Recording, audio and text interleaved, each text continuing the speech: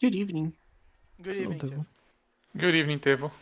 So, last time, which I lost the recording because OBS is still bugged, of course, we did the refactoring, and I already pulled those changes, by the way, Marinho, um, Okay. of the universal versus existential type Tetris.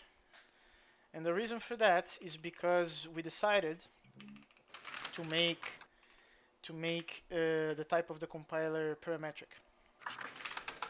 And that came with a little bit of a hassle because now, where the heck is the type?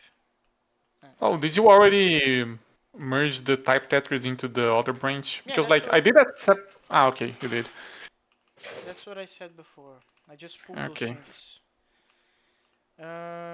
We decided to make the type T parametric. Yeah, here it is. So now it receives a type variable.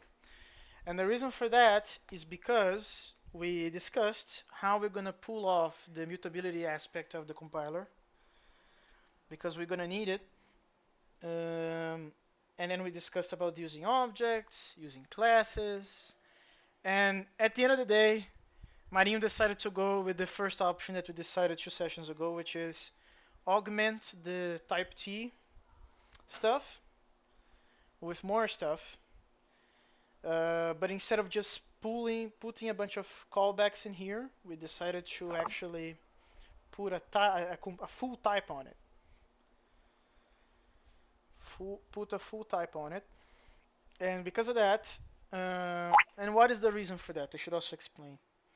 Because Marinho doesn't want the Karuta version of the compiler to have the ability to interact with the Sakura version of the compiler, like encapsulation.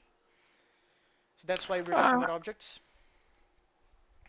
there's that, but also like the Karuta compiler doesn't actually need global state between all of the compiler instances, right? That we're going to create for each module. Yeah, yeah. This is also So thinking the future of like how we're gonna pull off the parallelization of the compiler. yeah, so for Karuta, we can just instantiate the state type to unit, and everything stays the same, right? Yeah, we don't have. This is unit for Karata. Quite literally, you can even read that in here. Um, this is quite literally it. The names are not great because you see type state equals unit. Like, what is going on with that? But that's the name we went with. We can rename it later. That's okay. But the thing of the matter is, this is the full state of the compiler, right? So we have a type, a record that has all the stuff we need through a compilation pipeline, and all the mutable stuff will be handled via this thing. In the case of the Karuta version, we don't have mutability as a necessity, so that's unit. But in the case of the Sakura one, we do need it. And the reason we need it is because we need to. Ah, maybe I forgot, but there was a reason.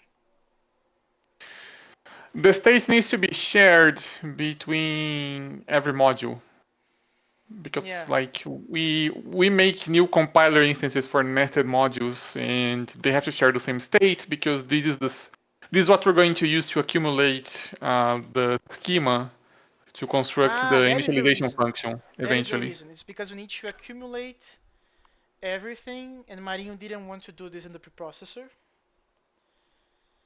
Because otherwise, we would have to replicate a bunch of logic from the compiler in the preprocessor, and that didn't seem like a good idea.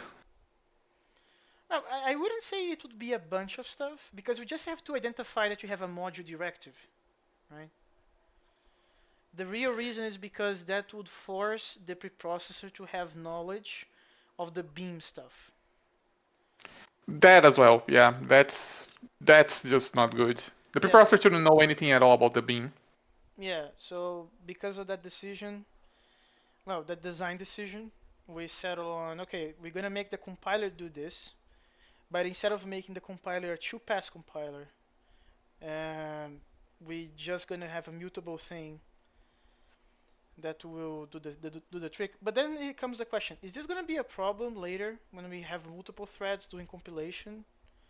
Isn't that like a problem? It depends on how we decide to define the stage type for Sakura. Um, Let's do that right now, actually. So we have a Sakura version here, and actually that's incorrect. It lives in here. Okay, so in here is where we have to tell the compiler, hey, this is the type of the state that we're gonna use as a type variable, and this is how you initiate the state. We have to fulfill those placewords now. So what do you have in mind, Maria? mm, well, to begin with, um, for now we're just going to check if every part of a schema exists, right? So we basically just need to accumulate all of the names for the schemas. Yeah. Um, yeah, a string set is fine for this, and then the initial state will just be empty. Actually, there is one thing that I'm not sure if we should keep as is or we should change now, which is right now we're just saying state as the state type is just directly spliced into the compiler, um, which is nice because then for Karuta it's literally just unit and we can just ignore it. But technically, it may actually be better to say that the state inside of the compiler record is a state ref, not just a plain state. Do you mean like call this inner state, and then we say that type state is equal to a ref of an inner state? Um, well, not necessarily like that. I mean, it's actually going to the state to the type T in the compiler types. Because No, but here's the it's a thing. type variable. We can control that. Because here, no, no. I mean, yeah, but here's the thing. Actually, it may actually be better to change the initial state to be a thunk instead of just a plain value. Because I'm concerned about initialization, right? I don't want the initial state to be like global shared with the entire program. That would be bad. Okay, so you want to make this a function. Yeah. Okay, that's gonna break some stuff, but that should be easy enough to fix. What about the ref though? Do you want to put the ref in the definition of the type T, or do you want to just use? Yeah, we have a type variable. We can do whatever, no? Well, if the initial state is a function instead of just a value, then in that case, yeah, the state can just be directly in the type T, and we can put the ref here as you were doing right now. I have a question. Can I do like can I put ref here? Does that work? Syntax I ref. don't think so because you were trying to use an inline record, and that's not particularly well supported syntactically. Okay, let's actually search for that before we say anything. Okay, so It might work if you put parentheses around the records, but I'm not sure. like this. I don't think Yeah. so. Well, it's not red Inline. anymore. No, it is red on the top. Ah, it is. Uh, So it is. ref of a record type OCaml. Let's see. Oh wait, there's no way this works. It's saying to put here.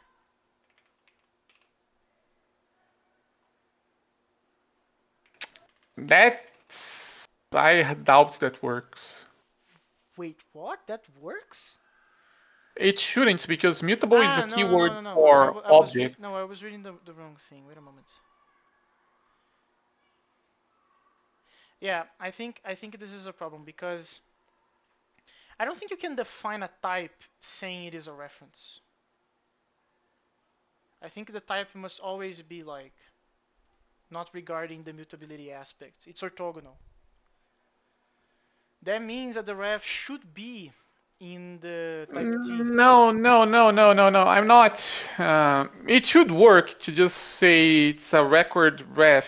The problem is I don't think you can use an inline records type for that. I think you have to define the record separately and then use it, call it by name. Inline record ref. Wait a moment.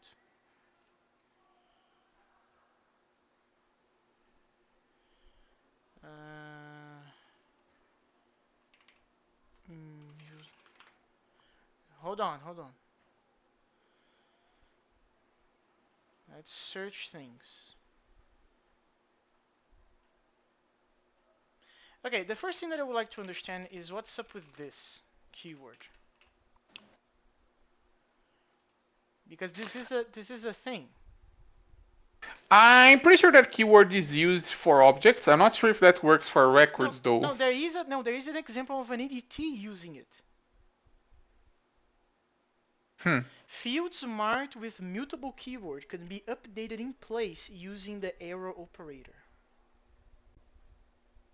In OCaml, a ref is actually just a predefined record with a single mutable field named contents. Using a mutable field in an inline record is semantically similar but more memory efficient than nesting a ref. Hmm. So it seems to me that this is just better than having a ref then. I mean, if this is equivalent, then you would have to do something like, I don't know, maybe say that it's a batset string tref and ditch the records if if you want to go that route, which I think maybe Well, slightly better but we because don't then we want can use all that, the right? Because we why. this is gonna because there this way allows this to grow later. Ah, so you're learning, okay, from closure, I guess. No, not necessarily from closure, because in the future, if you have the necessity of doing of having more stuff on the mutable portion of the thing, we just put that in here. No? Yeah, but I don't like this because then you have two different independent states, which may not be what we want. Okay, so in this case, you just prefer bat set, like you don't want a record at all. You just want this. I mean, you can use a record, but put the record inside of a ref instead of making each field independently mutable. Ah, I see what you're saying. So that's why you're saying that.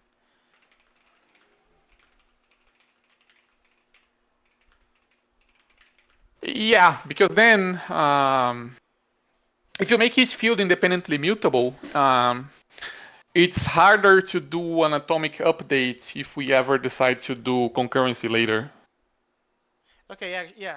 So apparently you cannot just do that. You need to do two things. Sadly enough. So this is gonna be inner state,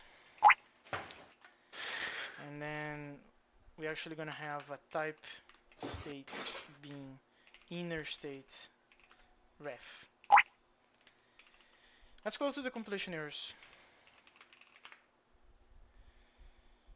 Um, okay, this is Oh yeah, you need to make a ref inside of the initial state function, right? this, or is it? No, the ref goes around the record. Ah, you're right. Like that. That's not gonna fix though.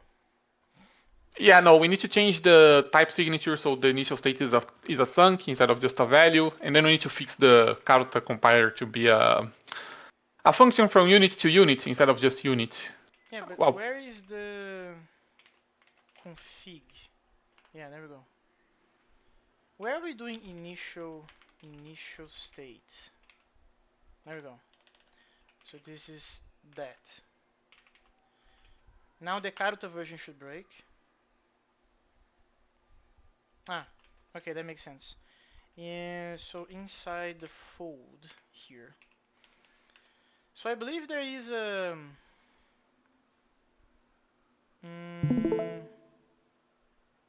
Oh, but this is just applying unit to it. Yeah, this is just applying unit to it. Yeah, now the Karuta version is fucked, which makes sense. And then in here, we're just gonna say that. Done. There we go. Yeah, and in Karuta, we have to do the isomorphism between unit and a function from unit to unit. Um,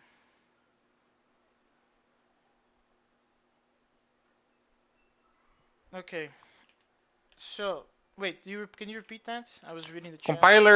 Compiler types ML, you have to change the initial state to be a function, I think. That's done already. Huh, It's already okay. compiles. It's already compiles. Can you see my screen with the terminal? Ah, okay, you called Dune build one more time, I see. Yeah. So I think that's enough for a commit. So let's actually commit that. Um,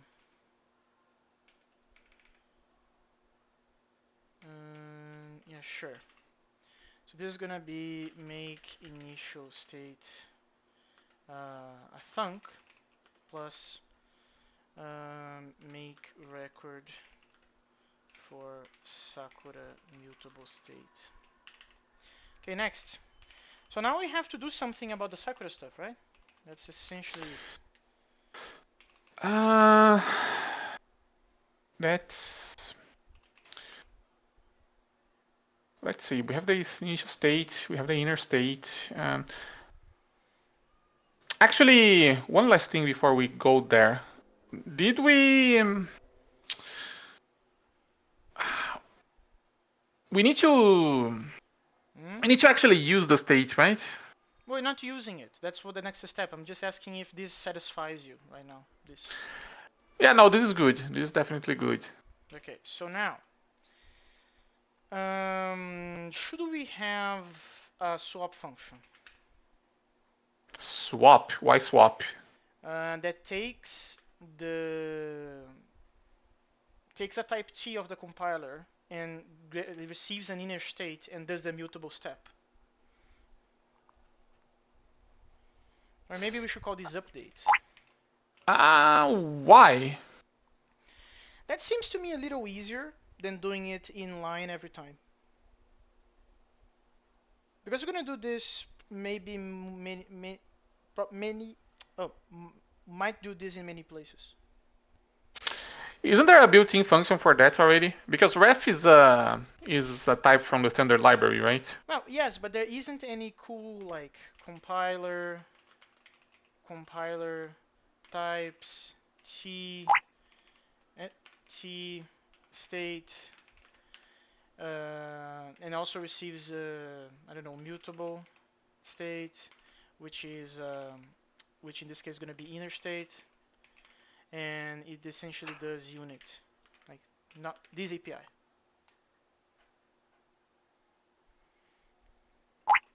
Isn't that just a ref update using compiler.state? Well, maybe. Let's actually start using it. Then if there is a better API, we're going to figure it out by using it. So we're going to actually go to directive, believe it or not. And inside of here, yeah, this is our thing. This is actually our thing. Um, this returns another compiler, which is not particularly what we want actually. It's not particularly what we want. Because we're gonna have to redo the checks, you know? The checks for the module stuff. You see what I'm saying, Hmm. Marin? Redo the checks. You mean Yeah, here? yeah, I mean Because this is this recursive, right? not only because it's recursive, but because a module directive can have many arities because it's a functor and stuff, and it also have to check if the things inside of the functor are atoms. All of this is already being accomplished by this guy. You see what I'm saying? Yeah. So there is two ways to go about it. We can either replicate the checks, right, and do it ourselves again, or we can do something that may be inefficient, I don't know, which is to just grab this compiler and do a lookup on the name that we And just do a introduced. lookup on the name that we just introduced. Yeah, because if this doesn't blow up, we added something to some map somewhere. Yeah. If we manage to pull that off out of this new compiler, we can just use that and all the assumptions will hold and stuff like that. Then we don't have to redo the checks. What do you say? Hmm. The problem is picking that up because we don't have the name of the module, mind you. Yeah, we don't. I mean, we can grab it. It's literally just the functor label, no? Or rather, Uh, it's in the. the Oh, elements we're of that. we're we're ignoring the arguments. Yeah. No, no, yeah, we're ignoring the arguments, but it's basically the body, right? No, no, it's actually inside of the elements of this func. Yeah. So there's that. Hmm.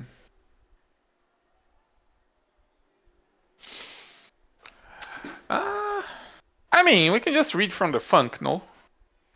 Well, not really, because the elements of the func is a list, so you have to pattern match on the list, and you have to always Don't grab the first, right? do no. Do we have or rather, yes, but do we have a helper?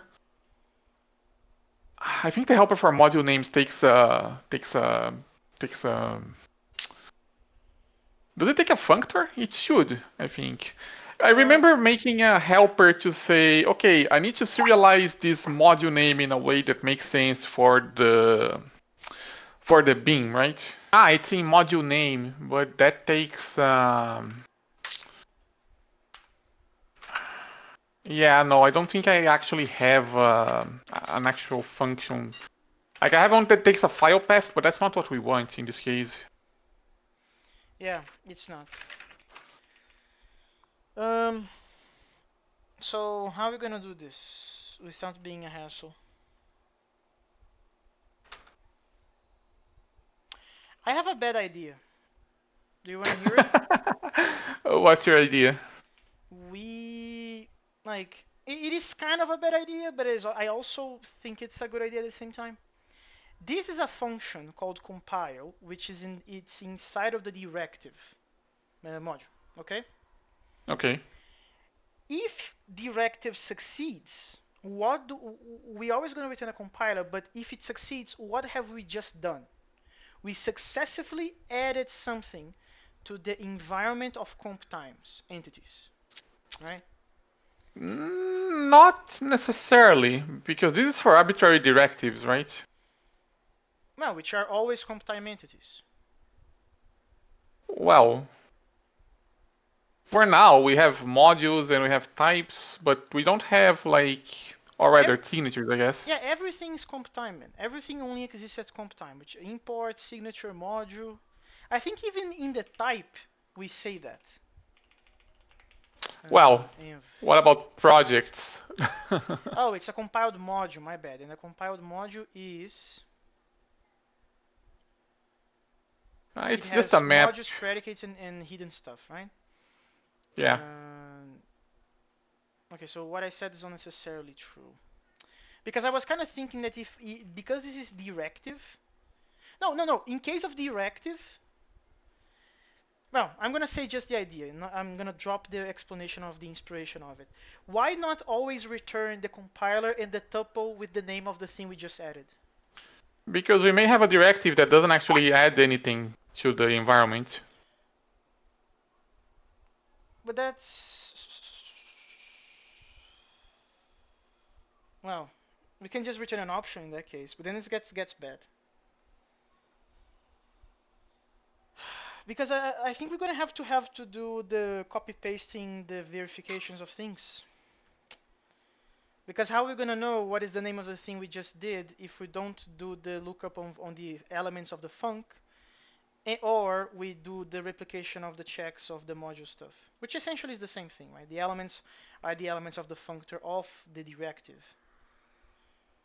So, what's your plans on those? Mm, Like what I'm proposing it to be essentially this: string, option, tuple.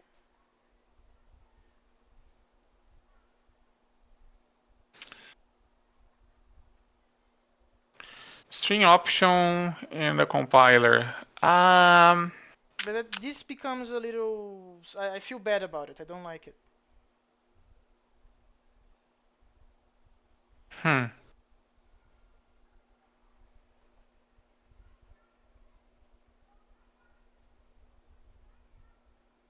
Yeah, that's not great either. But I don't know how we're gonna signal what is the name of the module we just added. It's between this or doing the checks again on the other side. But then it becomes redundant. Do you have a third idea?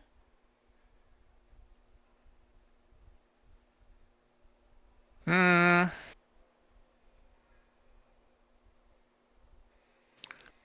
Well, we could add an optional labeled arguments to this function that that takes the string option when the compiler and does something with it. Wait, And the default would be just a function that does nothing, so we don't have to change the existing uses of this thing. wait. Could you repeat the strategy of that? Like we can add an extra argument which is labeled and has a default value, so we don't have to change existing uses in the Karuta compiler. No, no, no. But label as an argument. Are we gonna make that mutable? Like how are we gonna return Mm, that? we're not going to return it. We're going to take an argument which is a callback and we're going to call it before returning the new compiler. Ah, so your proposal is to do something like, hey, Basically add a continuation argument, yeah. yeah, that's what I'm about to say. Okay, so sure, that sounds a little bit strange, but I'm into it. So label, and this needs to have a default thing, which is gonna be a function that does what? Well, it should take. Well, it should take at least the compiler and maybe the string option that you planned on adding. And This? yeah. And then we need to say that the default value of the string just ignores the string and returns the compiler, maybe. Although the question is, do It's we make this. this? It's this, right? Am I Well, crazy? Go on, go on. yeah, you don't put that there though because that's the type signature. That's not actually the argument itself. Like you have to put the default value in the. Ah, yeah, this is using the universal thing, so we cannot just do that. Let's just say it's this. Cool. And then in here, then we paste that. And probably we don't need this. What is the problem? This pattern matching is unexhaustive. What? Yeah, no, I don't think that's the right syntax, and I'm not sure that's how you declare a type like that either. A type? I'm putting default value. There's no types. No, no, no, but you need to make the argument be labeled in the type as well, probably. Let's see how you do optional types. Optional arguments, sorry. Arguments with default values. That's what I'm looking for. I think there are some examples of labeled arguments in the parser, but I don't think I'm using a default value anywhere. I don't think. Wait, is that's weird? Oh, that's only on the call site. On defining it, you do this? Really? Is that a thing? That is a thing. Really? But I'm confused. Why everything else is broken? Because the type doesn't match the definition of the function. No. Why not? Because Fun you're saying that the module. I first don't know. argument is mandatory and not labeled. Okay, but how do I put that in the type signature then? There's an example of that in the parser in the list of function. Ah, okay. You also need to give it a name. So you say label dot. I don't think label is a good name, a good label for these arguments, by the way, because it doesn't describe what we're gonna do with it at all. Well, let's name it use directive name. Agree? No, not We directive could name. call we It's could call it post process because that's kind of what we're doing, right? but then it seems arbitrary that the only argument we're gonna take is the string thing there. But okay, post process. I'm almost calling this continue. I'm so close to it.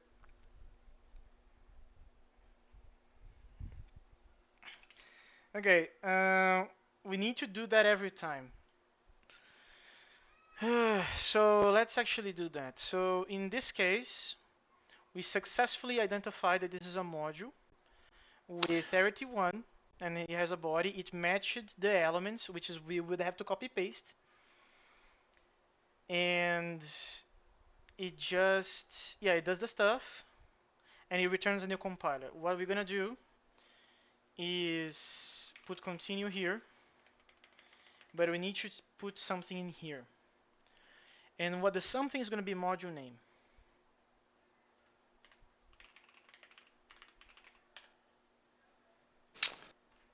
And Uh, only parentheses.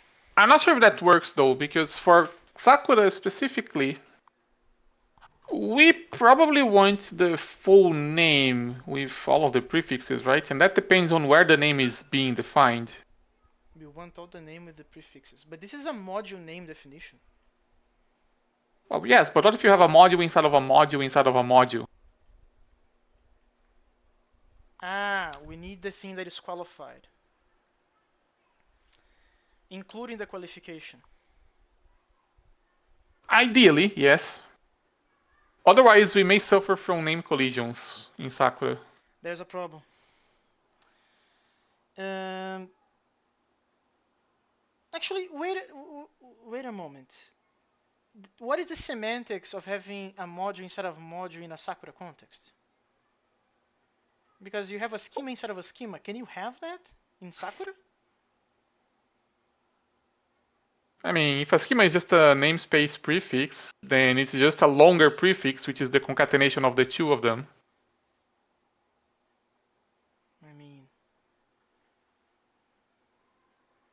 Possibly with a separator in between. I guess you're right. I guess you're right. Okay, are we gonna call ancestors of the compiler in this thing? What is this? Oh, this is a scope. Let's actually see the scope type. So where do we define that? It's a nested comp times. Yeah, no, we are not going to call that because that's specifically for lookups.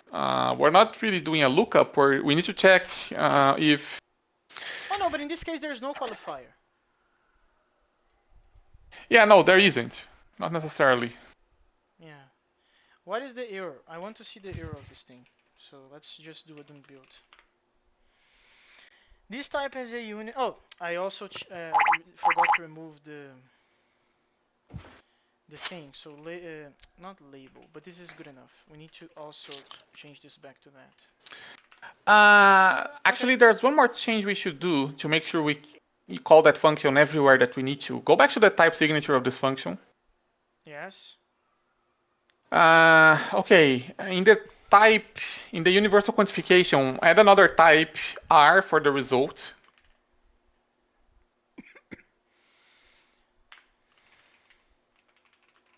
Yes. No, no, no, no, no, just result and keep the A. I Or don't. rather, We don't want that. We don't want names like that. okay, that's fine, I guess. Um, But then you need to change the return type of continue to be result, and the return type of the entire function should also be result. You say this, right? And you're telling me to change in here, right? Yeah. There is a problem here. Uh, is this Dune being non? Ah, this doesn't work because this function is trying to grab. Yeah, this is the type of this function. You see the problem? Hmm. So we're gonna have. Yeah, this cannot be done because we cannot. You cannot make a generic function that knows how to generate a result, given that it's a universal, with only those two things. Hmm. Right? You cannot do that. Well, you could if we had type classes, or if you put this in a module. But I think that's overkill. No, I think the problem is that the default value for this argument is not gonna type check. No, no. Even if you create a custom one, we cannot make the compiler believe you can make a result out Of of a course we mutable can. state. Of course we can. This is an argument. The caller is gonna tell us how to make the result.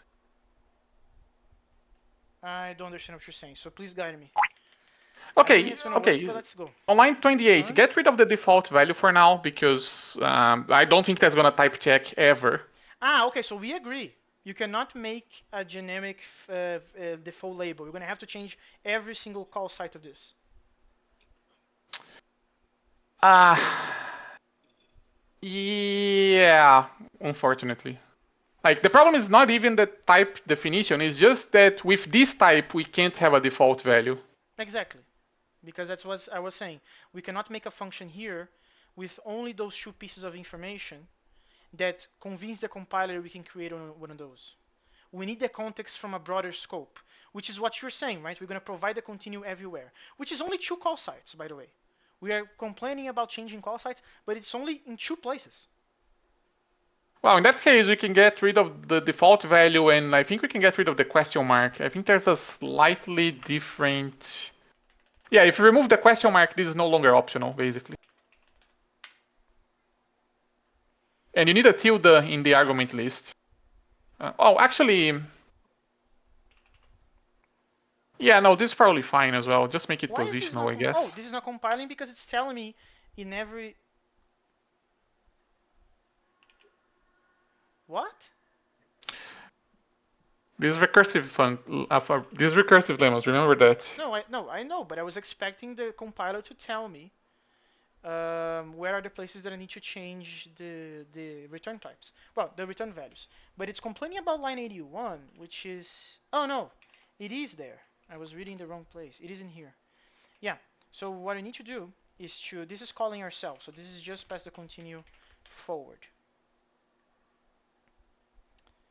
Yeah, But then I lose this information because it's universal. Damn. Then now what? yeah, that's a problem. I think we cannot use the second type variable. Well, there is a workaround, but then we'll have to make sure we find all of the Yeah, yeah, use exactly. sites ourselves, which is Exactly. We can go back to the original idea of having default, but we're not going to be able to make the compiler tell us which places we need to go through. We have to know that ourselves. well, yes, and also, but also, if we're gonna have to do that anyways, we may as well just make this function return unit and not make it the return value. Return unit. Yeah, That's not going to work because the compiler is recursive and we need to keep the context ongoing of the immutable things. but this we wouldn't return the result of this function. We would just call it with the value that we return before returning it. Ah, okay, you're saying this because of the continuation. I see. Yeah, basically we say, okay,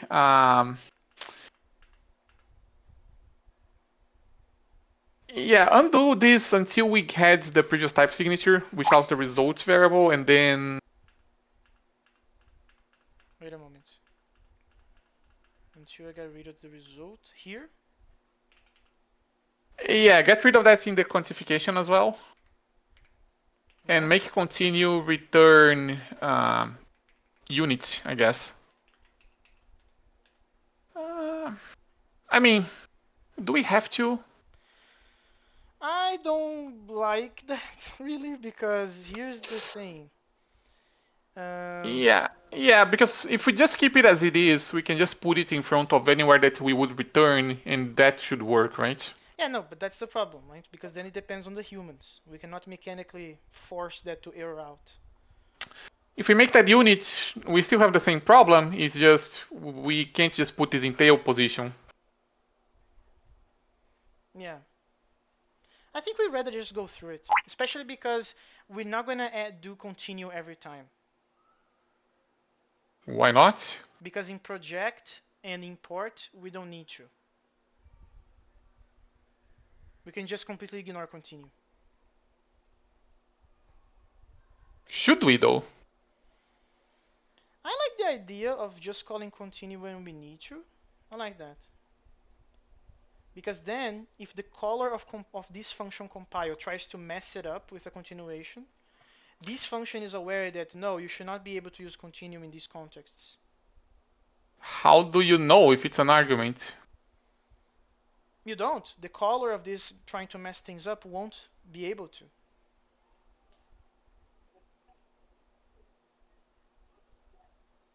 So if he tries to pass continue, but he's compiling an import, we're not gonna the continue will do nothing.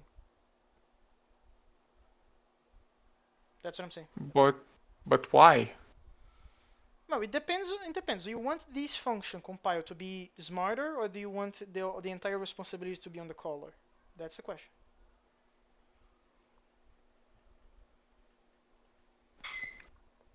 Uh,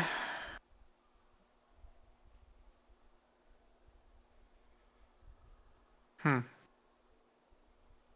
I tend to prefer going the direction of putting the responsibility on the caller. Uh huh. Not necessarily because I think we shouldn't help the caller not shoot themselves in the foot, but actually because this avoids having special cases.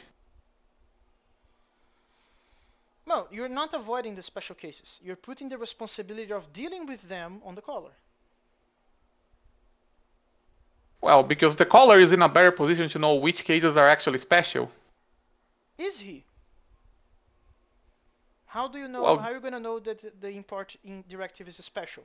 You won't, because from the caller's perspective, he doesn't know which directive he's compiling. well, He may not know that.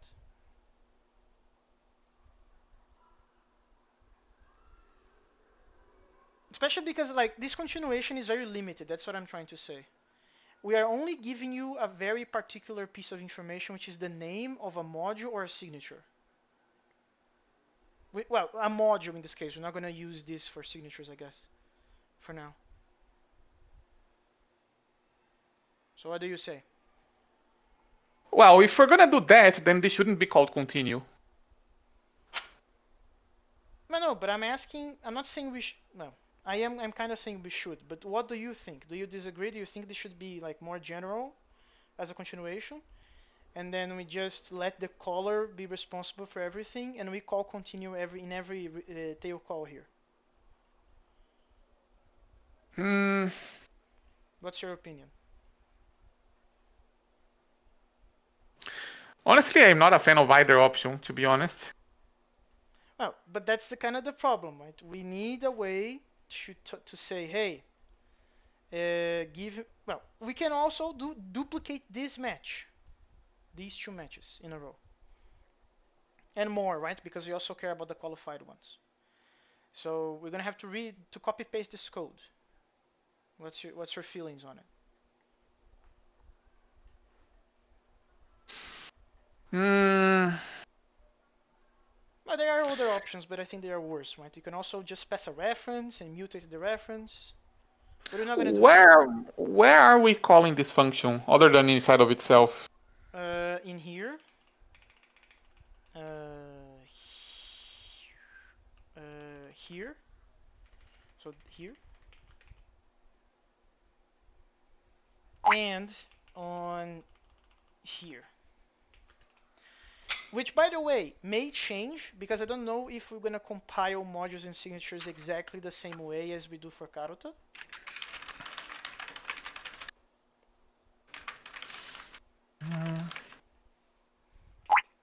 Hmm.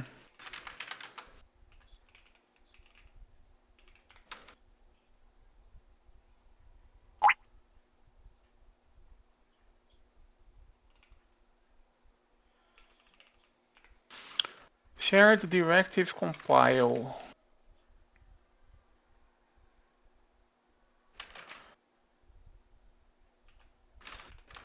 Wait, we have a database directive compile. Yeah, I was just showing you the Karuta one. Well, not the Karuta one, the shared one. Because right now both versions called shared. Hmm. And again, I don't know if that's gonna stay as it is because maybe the compilation of modules when it's a Sakura file will be 100% different. So I don't know. I was expecting not because I think that only the declarations will be different.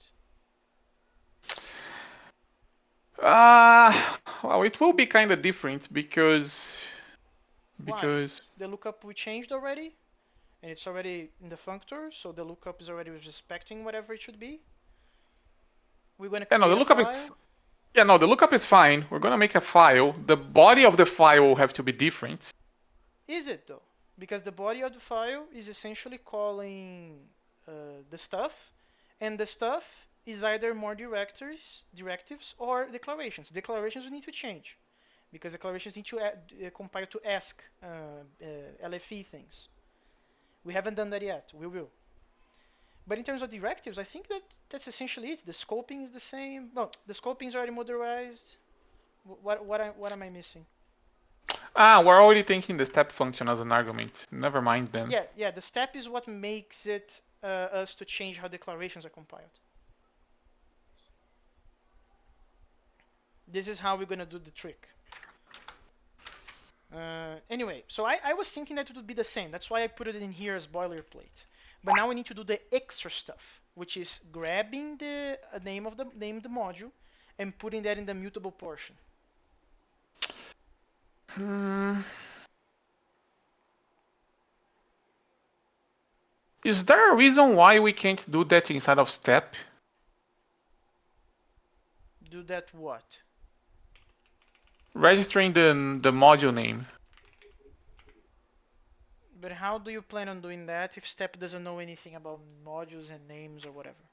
Because the Sakura module is the one that will pass the step down, right? Mm, Or rather, yes. Sakura has a definition of a step inside of it.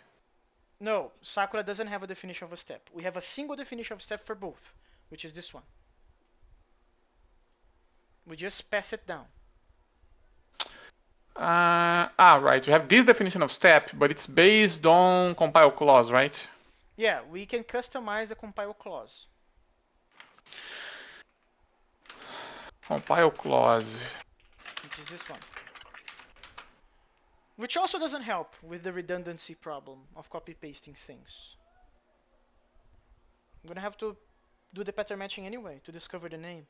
The entire problem is discovering the name, Marin. Just for you to know. Uh, yeah, I think it may be. It's probably better to put this inside of the database compile directive. Database compile directive. Okay, so you want to copy paste it.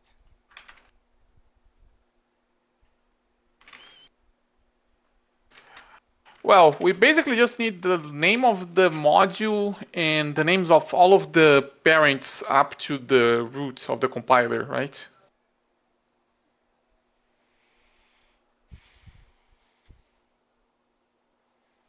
I don't like copy pasting the code though. It's so messy. And the Well, copy it's not. pasting, It's not really. It's not. It's not even just a. It's not even a copy paste. We just say okay, compile using the shared implementation because we basically do need to do all that. no, we're But gonna do then it once, but we are doing it twice. This is already gonna do it. That's kind of the point. no. I mean, we need to. Uh,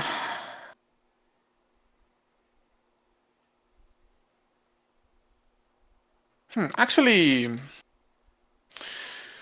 how Here, do go on. we how do we assemble the module name for the file that we're going to emit? It's in initialize nested, I believe. So if you go to types, initialize. Actually, just module name should be enough to find it. Yeah, it's this thing. Yeah, it's this.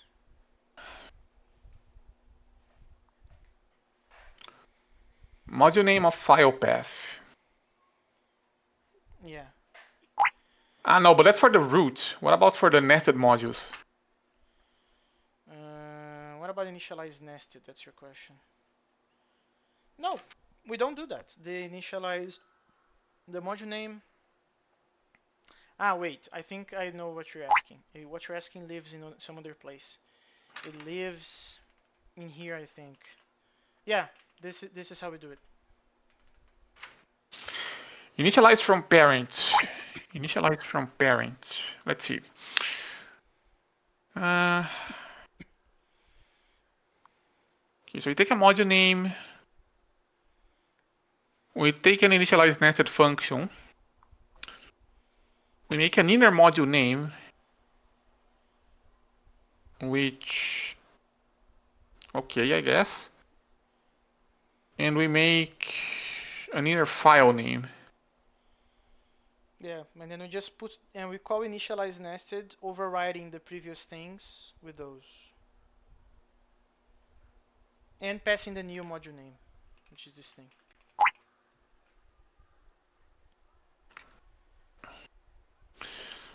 Okay, so basically what we need to do is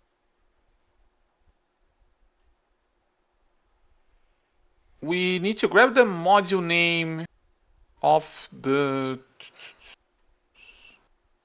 We don't the know result. at this point which module we are compiling. That's kind of the problem, Marie.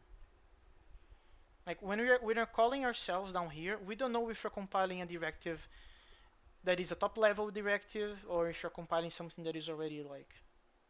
But that information is in the compiler, no? Well, we can kind of retrieve it, right? By using the.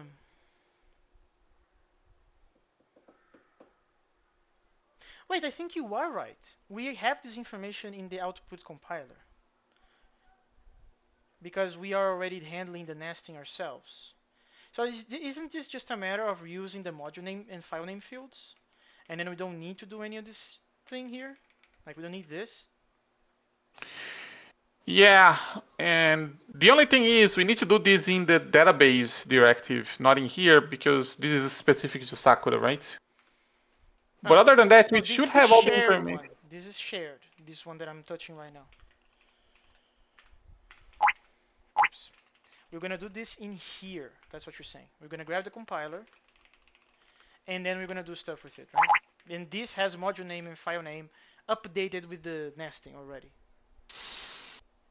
Updated with the nesting. Actually, it's probably not updated with the nesting because uh, we do have to return it to the outer scope out of the shared compile, right? To continue compiling over there. I don't get it. Could you repeat?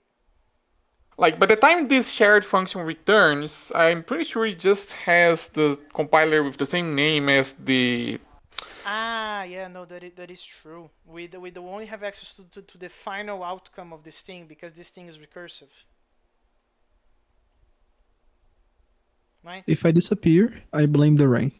Sure. Do you follow what I said, Marinho? It's because when shared directive compile returns, we have finished the entire thing. Yeah, and then we return with the same module name and whatever of the parent scope, not the scope that we just finished compiling. That's why you asked about the step function. Yeah, because like there are two options. We can reconstruct the name of the nested module because we do have the required information. It just we have to extract it from the header of the module, as you said. Well, we need to extract the name of the nested module from the header and use it to reconstruct the full name of the module that we just compiled. But if we can do that inside of the step function, which we can't directly change, right? Because that's constructed elsewhere. We can change it, but I don't like it because it makes the functor aware of its instances. We have the file name on the step. We have the necessary information to know if it's a Sakura file or not. And then we can do an if and then mutate the schema stuff. Actually, we can't because this doesn't know what is the state, so it doesn't know it has a schema mutable state. We cannot do it on step actually. Yeah, no. If we follow the types, I think we must do it in the In the database database directive. directive, yeah. We must do it in here. We are just okay. We just need to debate. Are we gonna pass a specialized function like I don't know, something like continue with module name, and then we make a lambda here, and we pass that to the directive compile, or we duplicate the pattern matching of the module directive, qualified and unqualified elements of the name for the names, and so on and so forth. It's probably okay to do that. We can extract it into a helper function and call the same function in both places if we need to.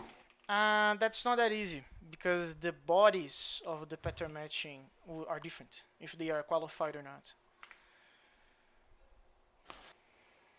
The Uh, bodies of the pattern matching. yeah, because here's the example. This is the in the case of the name of the module being unqualified. Then we do things. If it is No, no, qualified, but constructing the qualified name of the nested module is the same after we extract the thing, right? I didn't understand what you said.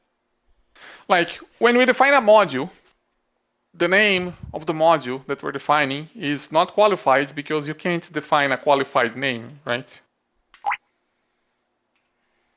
No, but that's what I thought you wanted to. You said we were gonna use in the future. You No, said I something mean about if we qualified, right? well, The no. qualification is because then you wouldn't have to derive the nesting. It would be already in the name. I got that wrong. Sorry. Yeah, no, no, no. We're going to derive the qualification from the fact that we are inside of a nested tree of modules, right? The compiler is kind of already doing that because it needs to in order to emit the file names for the bean, right? Um, but that implies that when you define a module, the name of the module is never qualified. If it is, that's an error. So I don't see how the pattern matching can possibly be different. Let's make a helper then. I'm kind of thinking of get directive name, but that gives the wrong intuition because it's the like extract direct label name. What do you think? We could call it fully qualified module, I guess. Fully qualified module. Oh, you want to make this exclusive to modules? I wasn't thinking Um, those terms. well, we could call it fully qualified comp time if you want to be pedantic. Full extract fully qualified comp time. That introduces a notion to this type. I don't like that.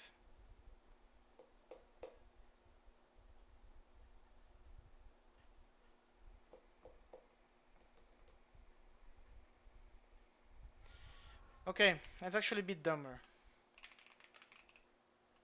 Wait, why are you putting this in the AST? Because that's where functor lives, and that's the pattern matching that matters. Here. All of these are AST things. And I want to extract those into a separate helper.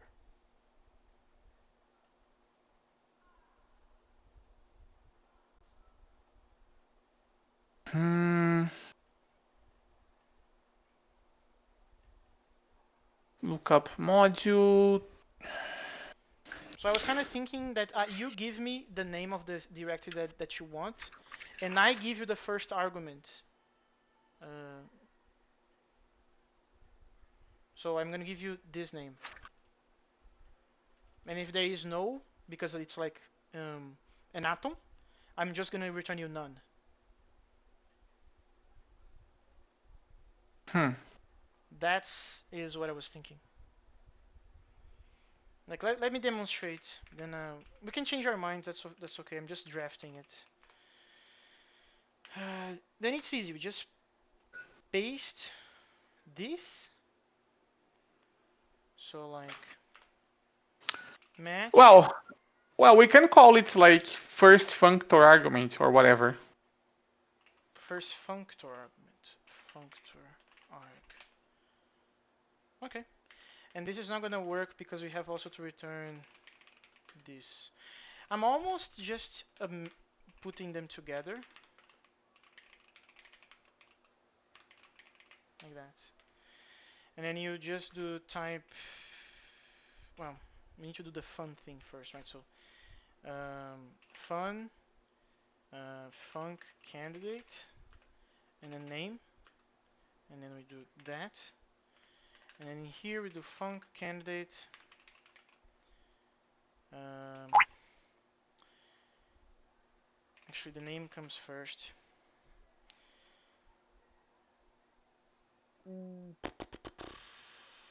What are we matching here? Oh, we are calling. Yeah, let's copy this line actually. It's useful. Then we do func candidate. We need also the arity. Do we need the arity? Func label. Uh, well, the arity just needs to not be 0, and we do need the elements. Yeah, but then I need to extract the thing. You know what I mean? And then it starts to get annoying because of the whole location thing. Let me think for a bit. We're gonna do this, and then we're gonna say, hey, if it's some. Oh wait, this is first functor arg, so we don't need the name anymore. We just do. Uh, well, we're kind of assuming that the first argument is an atom, right? But other than that, we don't really care about anything else. Um, atom arg. We don't care about anything else. You're right. But here's the problem: we don't have a function that gives us the arity of a functor. Pain in the butt. That's what it is.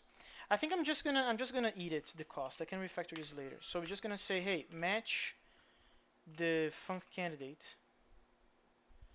Func candidate. We're gonna not use this. We don't have a name. And if it is a functor, so I'm gonna copy this. Actually, this entire thing is what we need. So if it is this,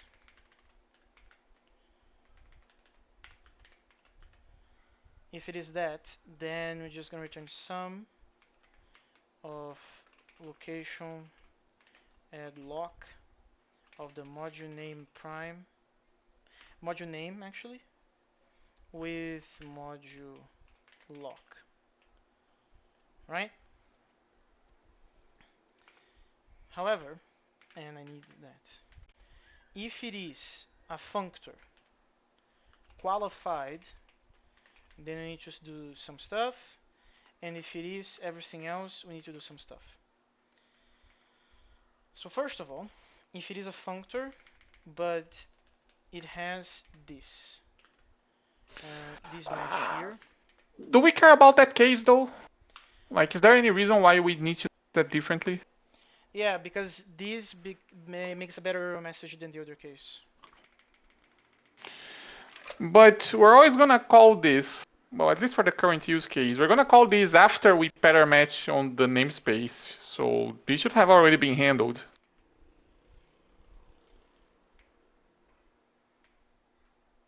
Yeah, but the function name says atom,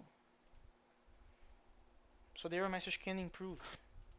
Well, but it's an atom which is the first argument of the functor. We don't care if the functor itself is namespaced or not. Is qualified, I guess, is the proper term. I don't follow. Could you repeat? Like, we don't care if what the label of the functor is, we just care about what the first argument is. Yeah, no, but this is just treating it better. The error. In here we're saying tried to extract atom in functor, but got um, qualified functor. And Lemos, we need to extract an atom from the first argument, not from the label. not from the label. What is the type of module name? Ah, now I understand what you're saying. We need also to tackle the elements. Actually, we only need to tackle the elements. We don't need to care about the name of this one. You are completely right. Yeah, this is a sign that I'm tired. So we just need to say this, right?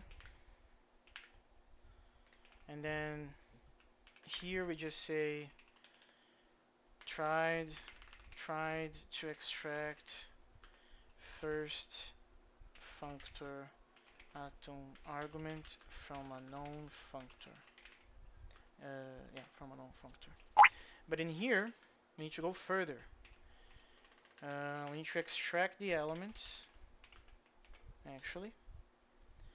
Probably gonna use the location. So, Uh, we can pattern match on the elements already.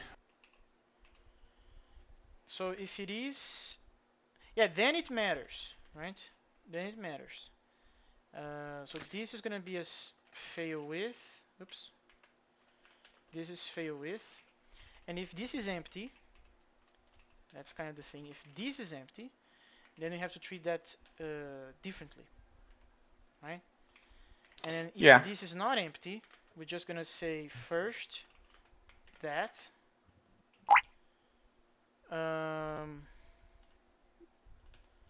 I don't know what's the problem. Here, yeah, I have no idea what's the problem. Ah, It's it's because because I have this an is, arrow after, yeah, yeah. this is not useful. That's why. So here I needed to error, and I need the location. So lock, and then we're gonna copy this and say, hey, try to extract first from our argument from An an atom. atom. And in here, we do the thing. So we say sum first. But we're going to start singing somebody. No, no, I'm fine. It Is that really it? felt like Does that. this compile? Don't build. Is the world not gonna roll you, Lemos?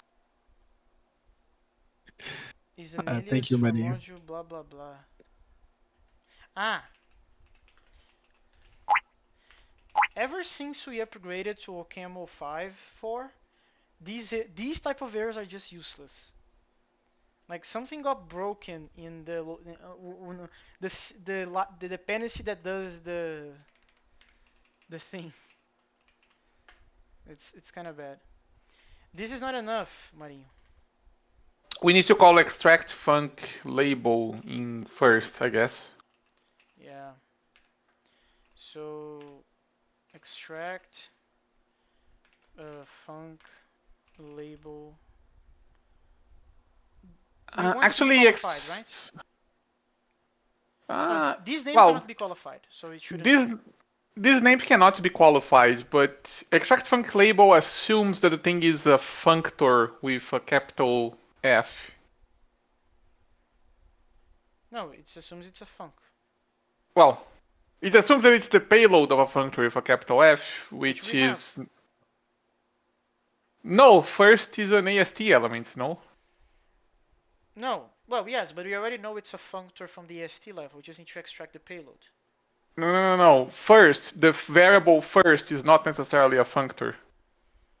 Oh yeah, no, it's not. But I think we have a version of, yeah, we have a version of that. See? Ah, But that's for that's variables. variables. We need one for There you go. atoms. There you go. Unqualified atom. There's even better one. That's exactly what we want. We call that inside of the passing the first element as the argument. That's it. Yeah, we already suffered from this problem before. So we made a helper for that. Um, and then in here, we just say, hey, give me give me the thing using first, and there we go. Yeah, that works. So now let's use it. So we're gonna use it where? Here, right? Yeah, we need to grab the first argument from func, and then AST I'm first functor argument func in. yeah. Then we need to concatenate that with the Wait. module. What is the name of the? Oh, this is not it, man. This is a func, not a functor. Where are we doing that? Yeah, in here. You see the problem? We will have to upgrade this to AST XPR functor. Or we can make the first functor atom function. Just take a functor, I guess. A func, I guess, not a t. Yeah, but now the pattern matching is just done. Uh, okay, so what is a func again? It has these things. Although a func has the disadvantage of not having a location, so that may be an issue. A func has this disadvantage of not having the location. That is true, indeed. Okay, can we easily just make that happen in here? It should be easy, no? Ah, it's because this functor is expecting location. And we don't have one. We Well, we have are the directive dead. lock. I'm not sure if that matches the header though. Let's actually go here. Let's actually go how to create a functor. So it should probably gonna be something like this. Yeah. Yeah, but you need to lift that to its location later. We can make one. We can actually make one. Let's do it. So let's just say let functor funct location add lock, and we're gonna use a directive lock for that. And in here we're gonna do this thing, and that should be enough to call funct here, and it is. Which probably means, because I don't like this name, I'm just gonna put at in here. Okay, we have the module name. All of these to do the module name. Now we need to grab the compiler, grab the state, We and need do. to have the fully qualified module name, not just the local name. Oh, now we need to do the nesting verification stuff, right? Yeah, I'm pretty sure we have. We're kind of doing that already in the Ancestors of the uh, compiler. not ancestors of the compiler. That does something else entirely. No, but that has a notion of going to the lineage, you know? Well, yes, but I'm pretty sure you don't actually need to do that. Go to the. It's not initialized nested. It's something else. It's Initialize from parent. That one. Initialize from parent. That lives in here. Sure. What do you want from here? You see how we're constructing the inner module name? Yeah. What about it? We have to do basically that. With the small caveat that Aren't you gonna fold with that? uh, we probably should. Yeah, I figured. I think we can make these two things a function. Let create names nested. We're going to receive the module name, and we're going to receive a parent, and then we're going to return whatever these things types are, which are just strings. We'll grab that, and we say, hey, inner file name, inner module name.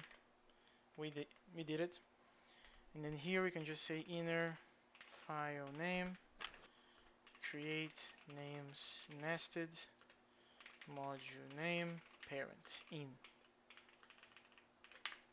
There we have it. And then we can just reuse this thing now, which you need to receive a compiler and a thing. Yeah. Okay, I see a small problem here. Inner file name is assuming that it's a .krt. Is that a problem? Well, we can pass the extension as an argument if we need to. Okay, that's fair enough. Um,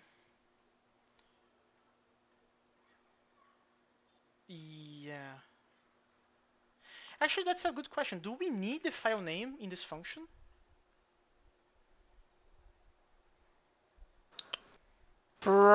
Maybe not. I'm starting to think we don't. We can just keep this exclusive to initialize from parent, and then we can return option. Because I actually do want to do match. Well, yes, I do want to do that, but I can make it better later with a map. Option map.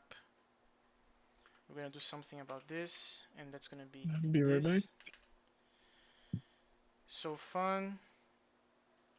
I'm gonna do this there, and in here it's just gonna be this. Yeah, that on with the extension, and then we put parent on it, which is this, and that should do it for the most part.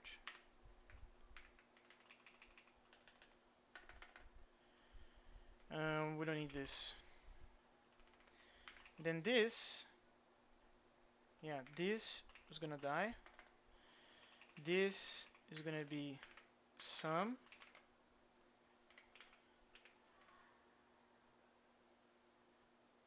Oh, we don't have extension.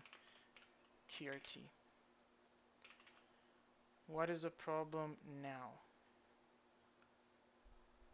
Wait, this is a function. Ah, no, we need the extension.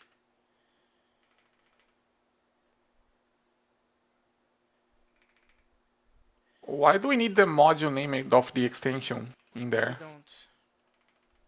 We don't. I was wrong. This creates the very un unsettling situation that in this case we know this is not a this is a sum, right? But I did it in a sum because maybe we're gonna have the none case in the Sakura version. You see? That's not gonna happen, I don't think, because if we're going to create names, uh, if we're going to create the fully qualified name from the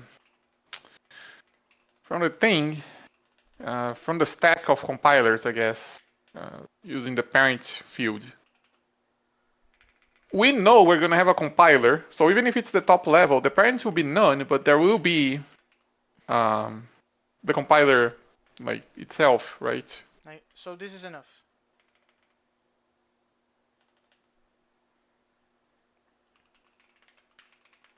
Parents.module name. Is that what you're saying? Is this enough? Let's see, this creates a nested module name from the name of the parent and the current name. And then we're gonna call this function in the in the in the database one.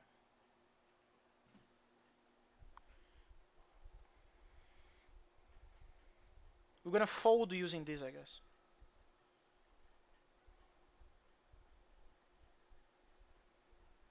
Does it need to be a fold, actually? No, I think we're gonna do a fold on the stack of parents.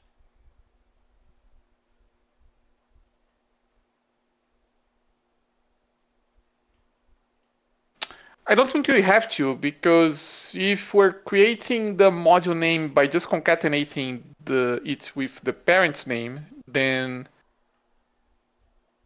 like the name of the parent should already be fully qualified.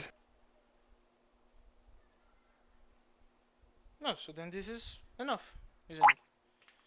It should be, yeah. So in here, we're gonna say qualified name.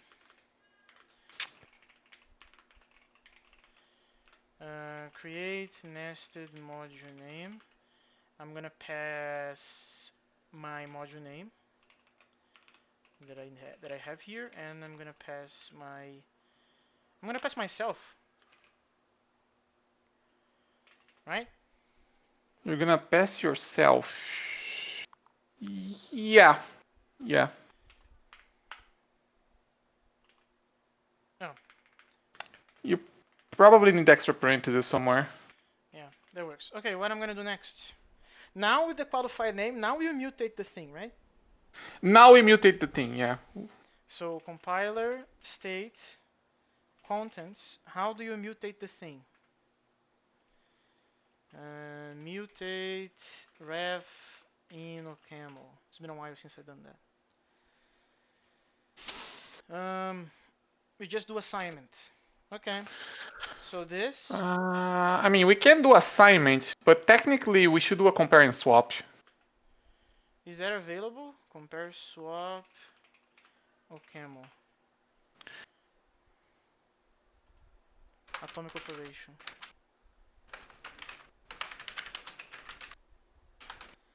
It's just telling me how to do compare and swap manually, like implementing that myself. Operations on ref in OCaml. Let's take a look. Refs.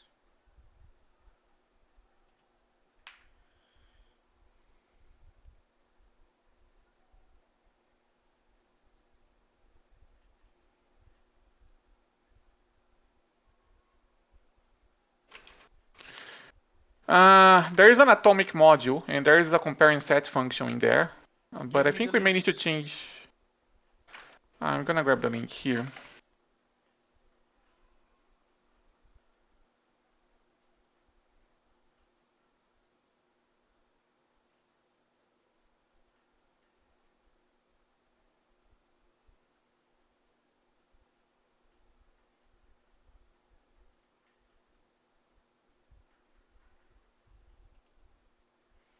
Okay, open that. Okay, you think you're gonna have to change what? I think we may need to change the type from a ref to an atomic.t. But other than that, we should be fine. Okay, so let's change it. So in the Sakura.ml, well, types.ml, instead of a ref, it's gonna be an atomic.t. Yeah, and the But anything is constructor on attached. line So can we 4 copy should this? We can't. We no, because the still problem can't do that. yeah, no, the problem up there is because I'm pretty sure you can't, for some reason, you can't just use an inline record as a type argument. I'm guessing. But they have that. They definitely have that because that you can make it in an ADT. But an ADT is a separate syntax. It's not a type application. No, yes, but I'm saying that the support for anonymous records is definitely there. Well, it is there if you're defining an ADT, but not if you're just applying a type function to a type for some reason. Okay. Okay, so now we can go into here and we're gonna do the thing. So there is a set function, right? Just There's one a, second. We need to change the initialization as well. It needs to be atomic.make instead of just ref. I keep forgetting it's in here. Atomic.make. This is so cool that we just have to change it here and this is the single place and the functors take care of the rest. That's so cool. I can't believe I'm having fun writing documentation. I think I'm crazy. Well, you already said that at least 4 times. Did I? Yeah. Well, I Um, might be actually crazy then. okay, so which operation do you want? Exchange, compare, and set? Uh, It's compare and set. Exchange is the you know the exchange on a mutable cell from Oz, right? yes. Exchange is that exchange, which is not really what we want. We actually want the compare and set because then, I guess technically we could use exchange as well, but then we would have to make the type more complicated. Just use compare and set; it's easier. But this returns a boolean which I don't care. No, no, no. It's because you probably never used compare and set directly, I'm guessing. Basically, what this does is you you need to pass it a bunch of arguments. You need to pass it the reference, the atomic reference that you're trying to mutate. Yeah, Um, let's do that. So atomic, compare, and set. I need to pass compiler, state. Then we need to pass 2 extra arguments. So there is two. Probably they're gonna be records of some sort because that's the inner type. yeah, the first argument is the record that you saw when you read it, and the second argument is the The new record one. that you want to make the new state. Okay, so in this case we're gonna say it's schemas with compiler dot state dot You can just content. pass. You can just yeah. We're gonna have to call this function in a loop because basically the idea is the boolean tells you whether or not the write actually succeeded. Because it can fail if what you expect to be there is not actually there, Yeah, right? Because you may this have is to prevent the race conditions thing, right? yeah. Um, you don't have to deal with this in closure normally because although closure does have a compare and swap, compare and set operation, you normally call swap, which does the loop for you. Um, I guess we should probably write that helper because it's kind of annoying to use the compare and set primitive. Yeah, so okay, so I was right. It would be annoying and we would make a function for it. Update schema, or maybe add to schema. So you're going to receive a qualified name, and you're going to receive a compiler, and this is going to return a unit, right? Yes, it should return unit. So the value that I expect to be there is I need to read that first, right? You do, yes. So atomic get on the compiler state in. So I'm going to actually call as the documentation said. So scene,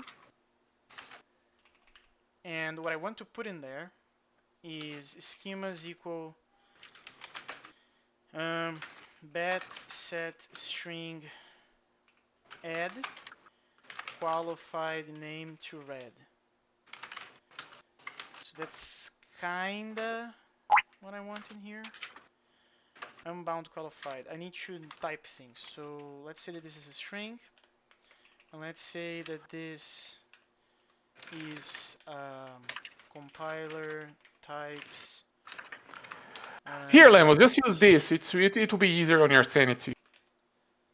to be easier on my sanity. And this is this or something like that. And Yeah, this is it's what you similar. see versus what you are updating, right? Yeah, and I need parentheses probably. Which I think that is wrong on Sakura, by the way, because I changed the catalog and are not doing that anymore. Yeah, Lemos, that's wrong. I sent some code on the chat here.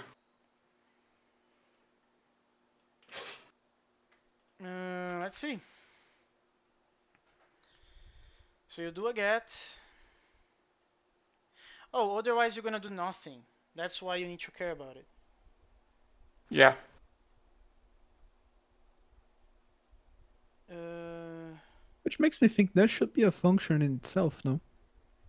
Well, it is a function in Clojure. It's called swap exclamation mark. Yeah, but I think in the domain OCaml domains you don't have one for like doing all of those things together.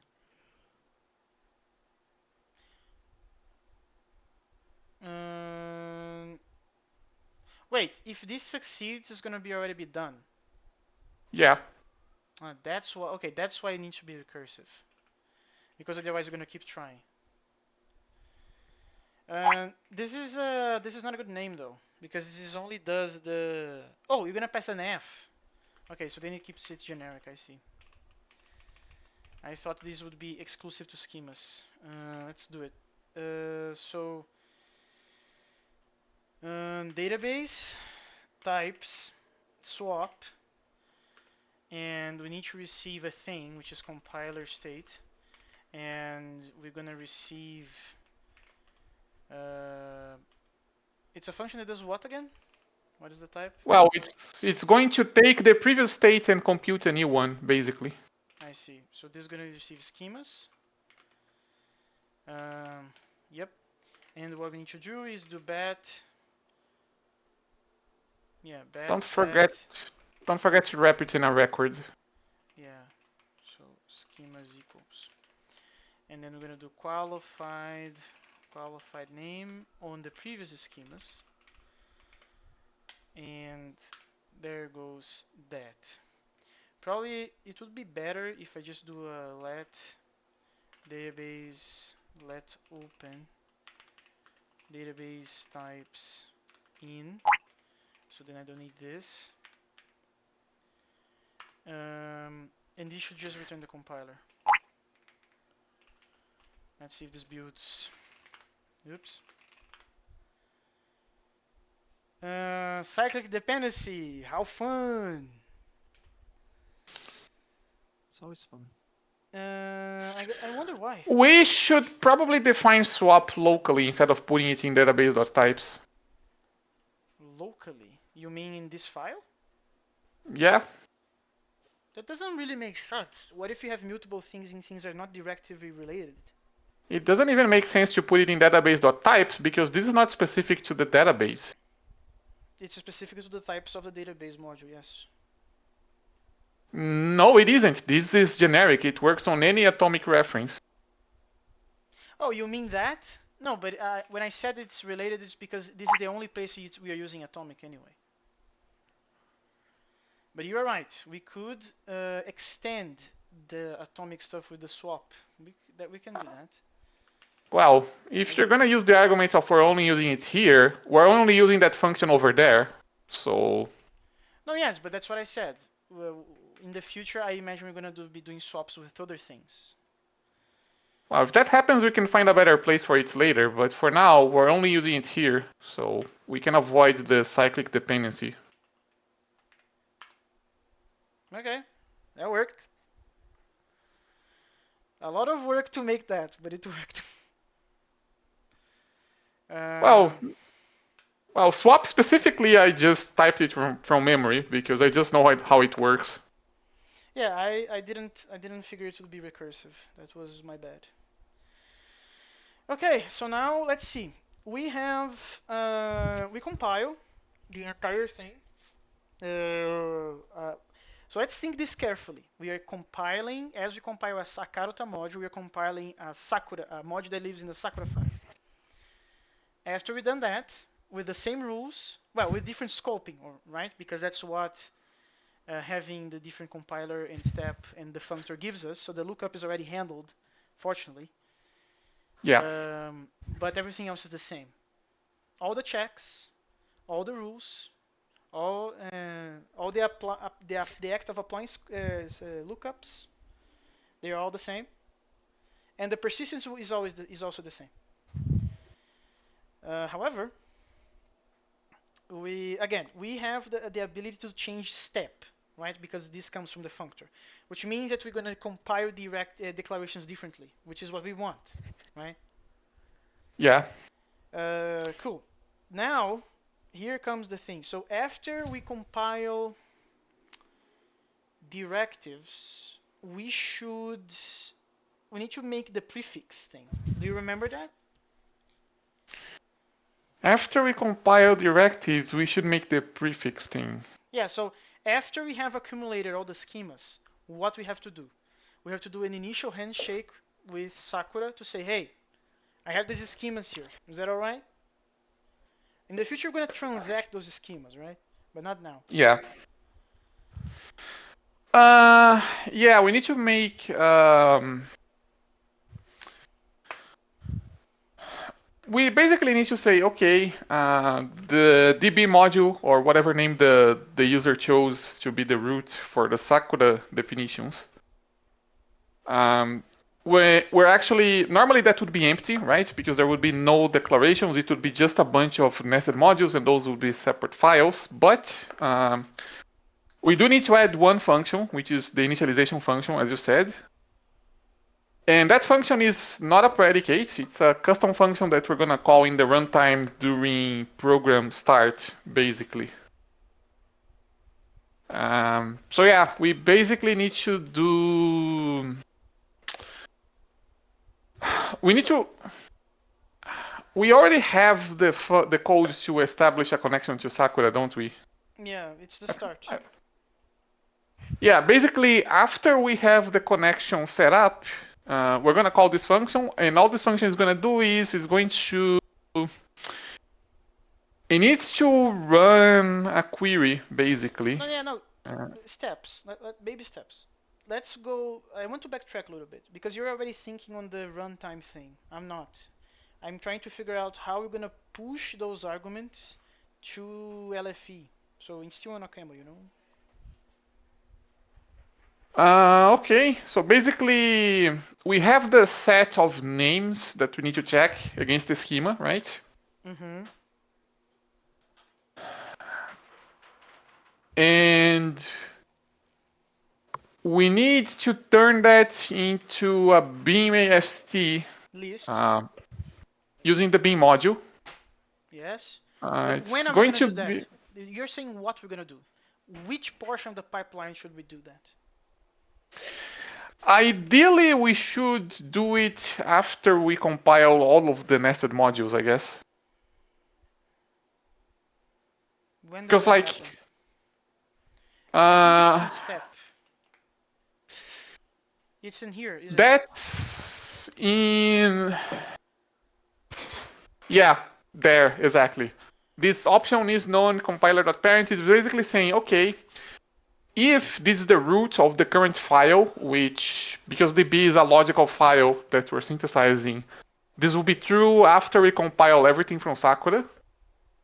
Um, Yeah, but this seems like we need more configuration for the functor because we need a lambda to deal with the prefix only for Sakura stuff.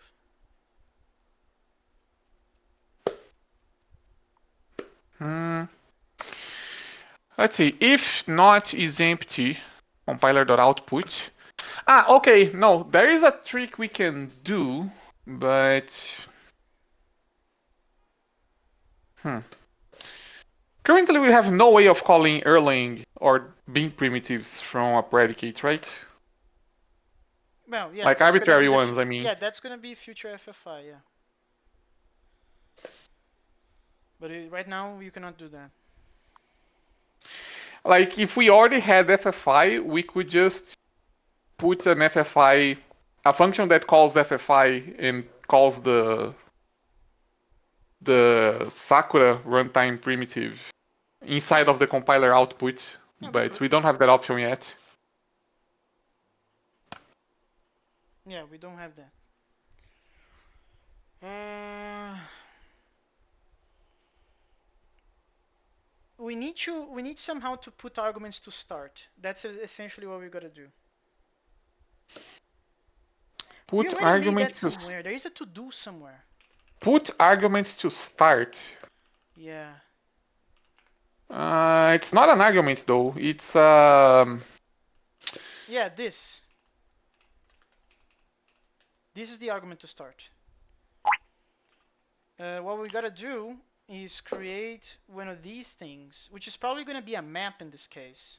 uh, actually I would rather not. Wait, so you want to do something? We don't have FFI. How are you planning on doing that?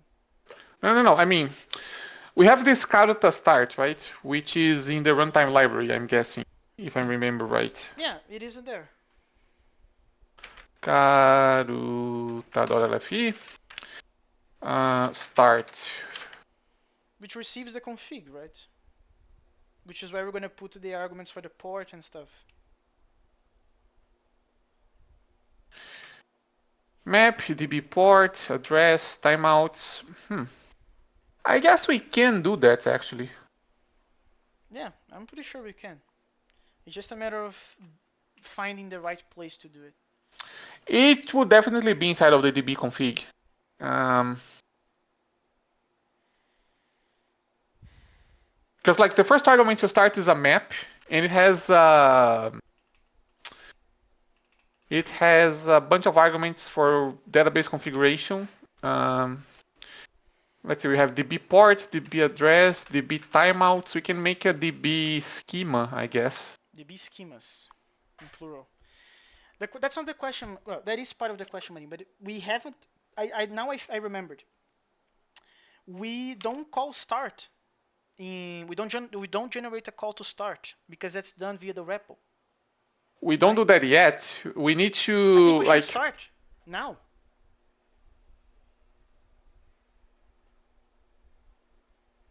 hmm, hmm.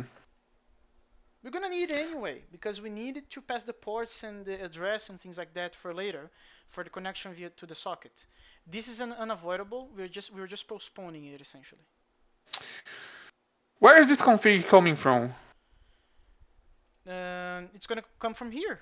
This is the No, function. no, no, no, no, no, no, no, no. Where do we call start? Where does the config come from when we call start? We don't call start yet, so I don't have the answer to that one. Hmm. We are not calling this at all anywhere.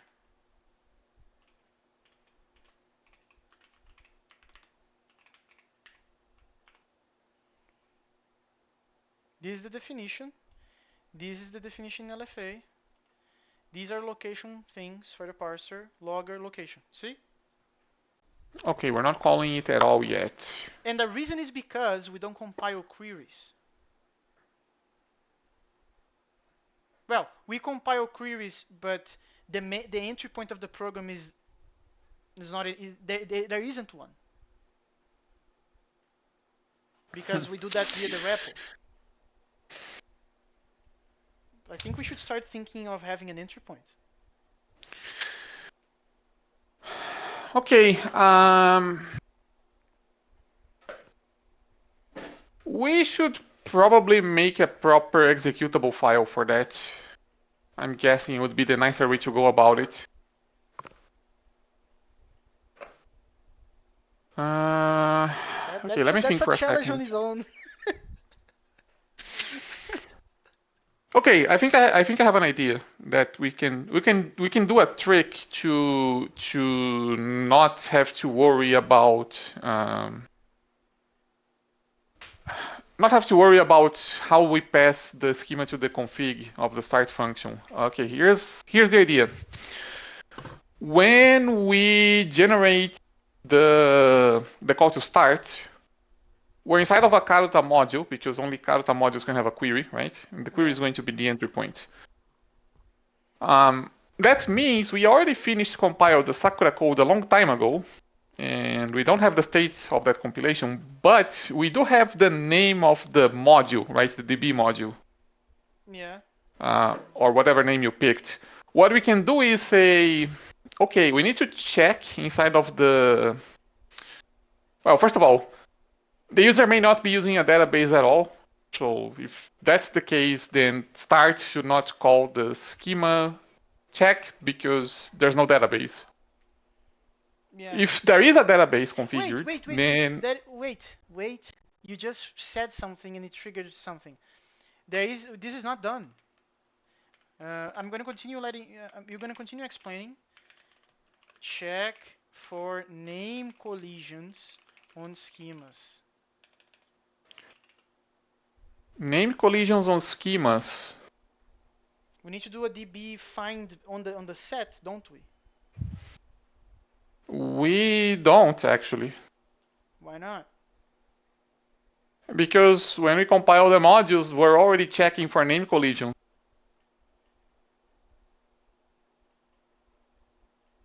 Mm, Ah, I'm done. I think you Got are some grunt. right. Okay, never mind then. Continue. Okay, so basically when we call start, the DB configuration, if there is one, will be hard-coded as an argument to start, and that's statically known. We don't particularly need to know how the Sakura compilation went. We just need to know that it succeeded and finished, right? Uh huh. If we have a DB configuration, well, actually, if we don't have a DB configuration, then we just call the initial predicate and we don't bother with the database because there's no database. But if there is a configuration, then we know the name of the root module of the DB, right? Yes. Which means we can just call the start function of the DB inside of the start function from Karuta. Um, No, no, no, and no, if that no. No, fails, wait. I think we're talking about two separate things. I am. You. What you're saying is like how you're gonna plug the configuration into the start function that is gonna be called in the character runtime. yeah, What I am talking about is where we're gonna call the start function. where in Where the and entry points how. that we're not compiling yet. Oh, okay. So your idea is just about the second phase of like how to plug arguments to start. Okay. Because to me, we should start by asking ourselves how to make an entry point. Well, we need to make an Erlang script that can run standalone, basically. I'm pretty sure that changed in a recent version of the OTP.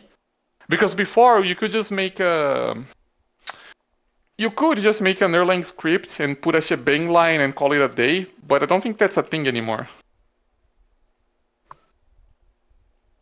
Wait, so your idea of entry point is to create like a file Uh, that we're just gonna run? uh, an actual executable, yes. Why would the entry point be anything else?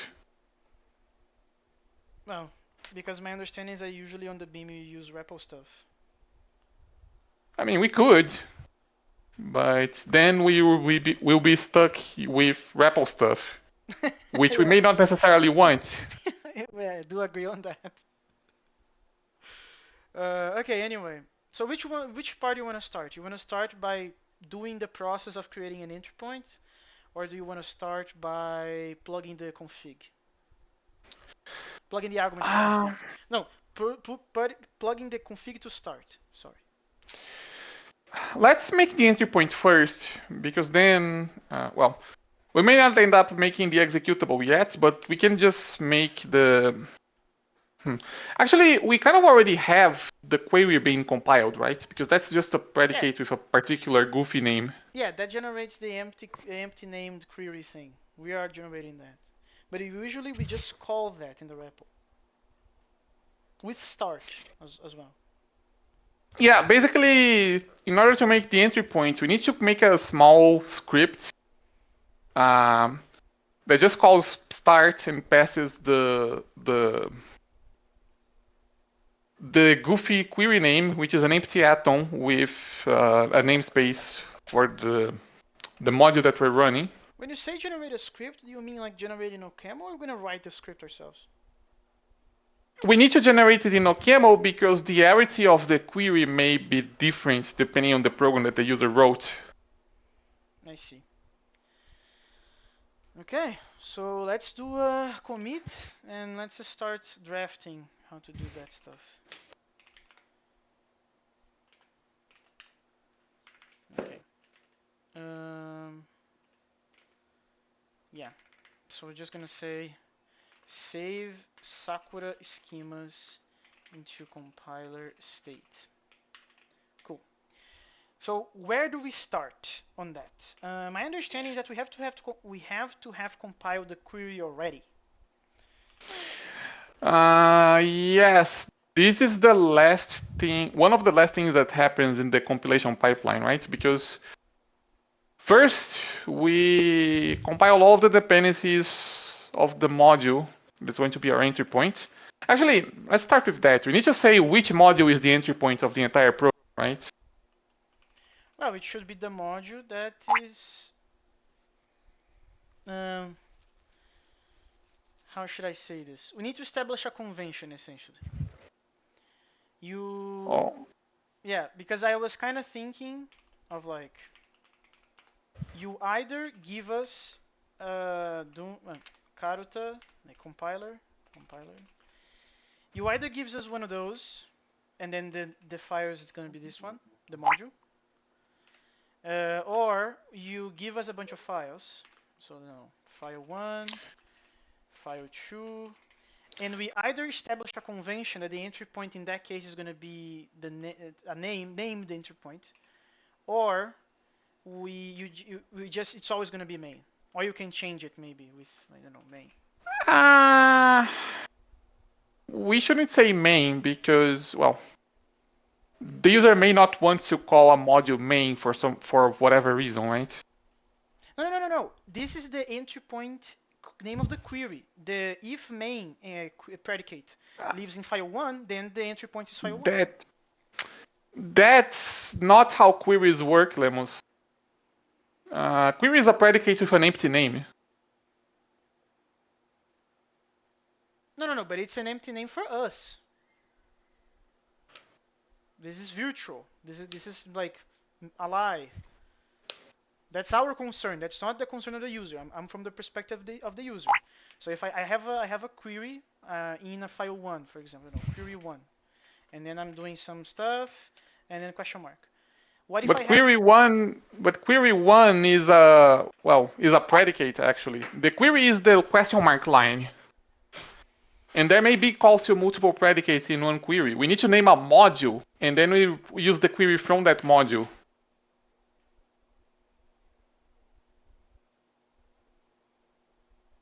I think I am confused. Let me explain.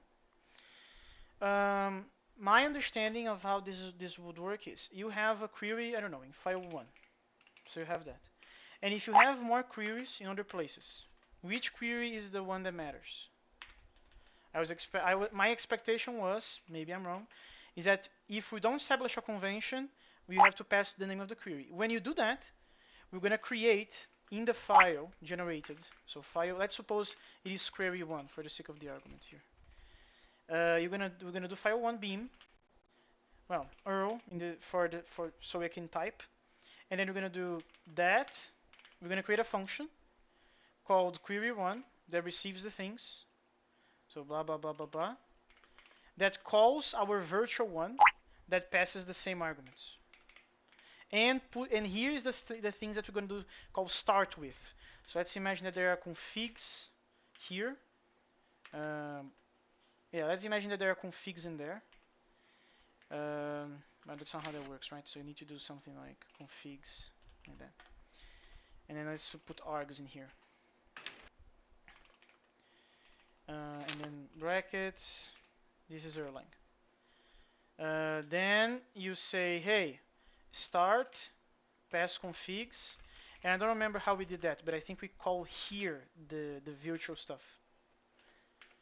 That's what I thought. That was my thought process. Now you can go.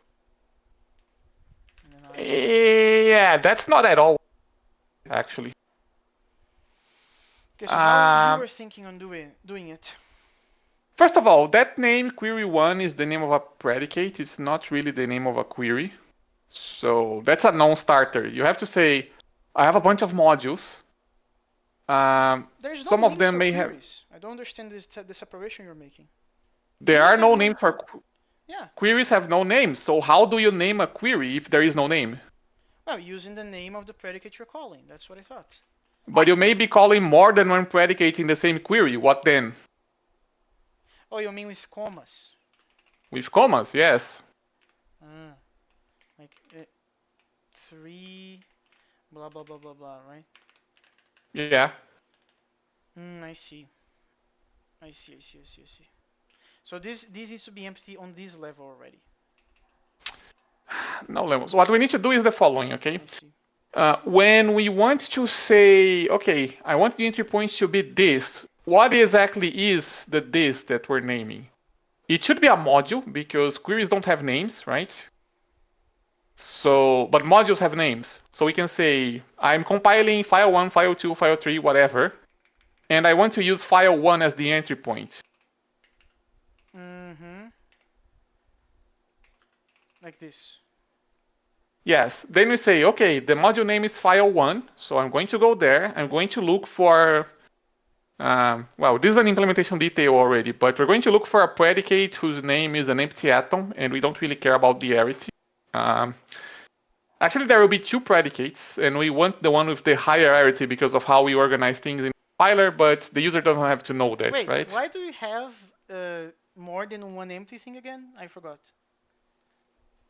Because the one with the smaller arity is the actual predicate that we used as the compilation of the query. Yes. And the second one, it basically sets up all of the boilerplates that we need to actually print the query results. Ah, I vaguely remember that. It's been a while. Anyway, go continue. Yeah, so we need to find the the function with an empty name with the highest arity in that named module, and this is a bin module at this point, right? Although, since we're going to do this from OCaml, we can probably just use the compiler state, Yeah, that's. I was always planning on doing that, by the way. to find the query, right? Because you can look up predicate names inside of a module. But anyway, so we do that. We find the query that is in that module that we say is the entry point. And then what we need to do in the script that we make is it needs to call the start function from the runtime library. It needs to pass the query as its argument, as the goal that we want to execute. We can just pass a bunch of empty atoms or whatever as the arguments for the query because we actually don't care about those arguments. Yeah, yeah. They are useless in this case. And the first argument to start is the configuration of the database. Um, so if we have Sakura files, we will have a DB configuration. And then we can change the start function to check that to decide if it needs to call the schema check or not. Wait, who is gonna be doing that? LFA or OCaml? Um, OCaml knows if there is a DB in the configuration or not, Yeah, and but it's going who's to doing the emit check? LFE. Oh, so you want LFE to be able to say, oh, I have arguments, I don't have arguments. It would be more efficient to do the check on OCaml and have two versions of the start function, but that's more complicated. I don't want to do that right now.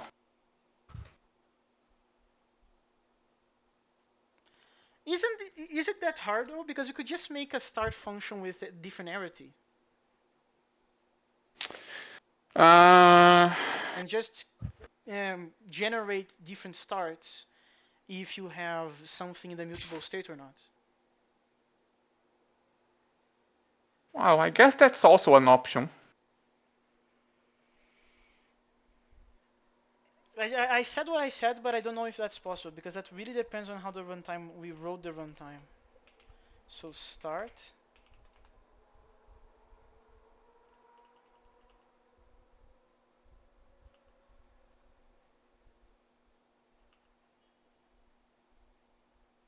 We made that already. No. Ah, I see. Yeah, no, but it is doable for sure. It's just will be this line here if you don't have any configs, right? If we don't have all of the keys necessary, I guess.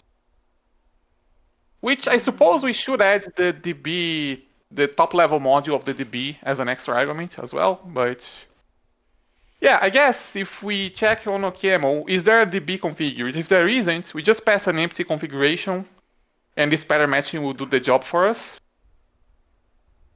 Um, Which brings a very good question. How are we gonna pass the address and the port stuff to it?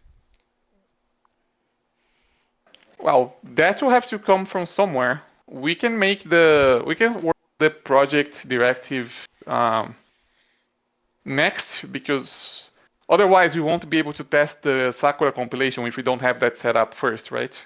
Not necessarily. We could just put some let bindings in the main.ml because then we can assume it came from the CLI, which is also gonna be a thing because we're gonna follow the structure of like your project file can describe your project, but you can overwrite some stuff via the CLI for convenience. I guess that's an option. But then it comes a second question, which is how are we gonna pass that down?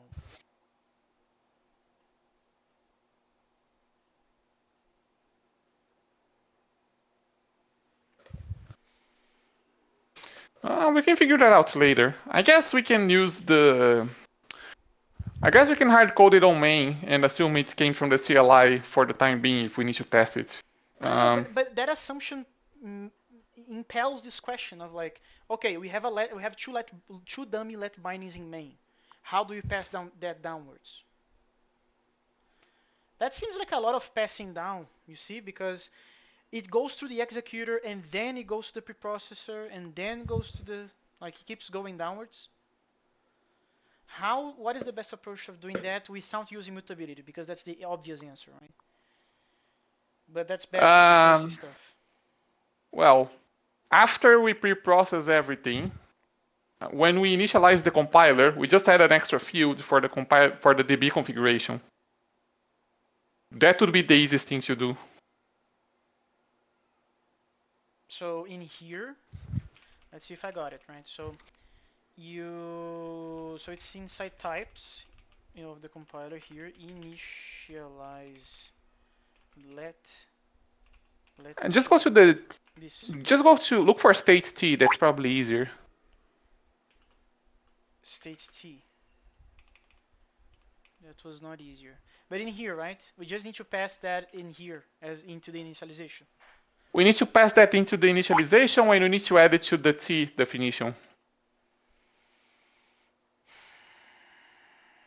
Um, I don't like that that is because one option. The other option is we make a separate pass to emit the entry point after we compile all the modules. That would probably be best, actually.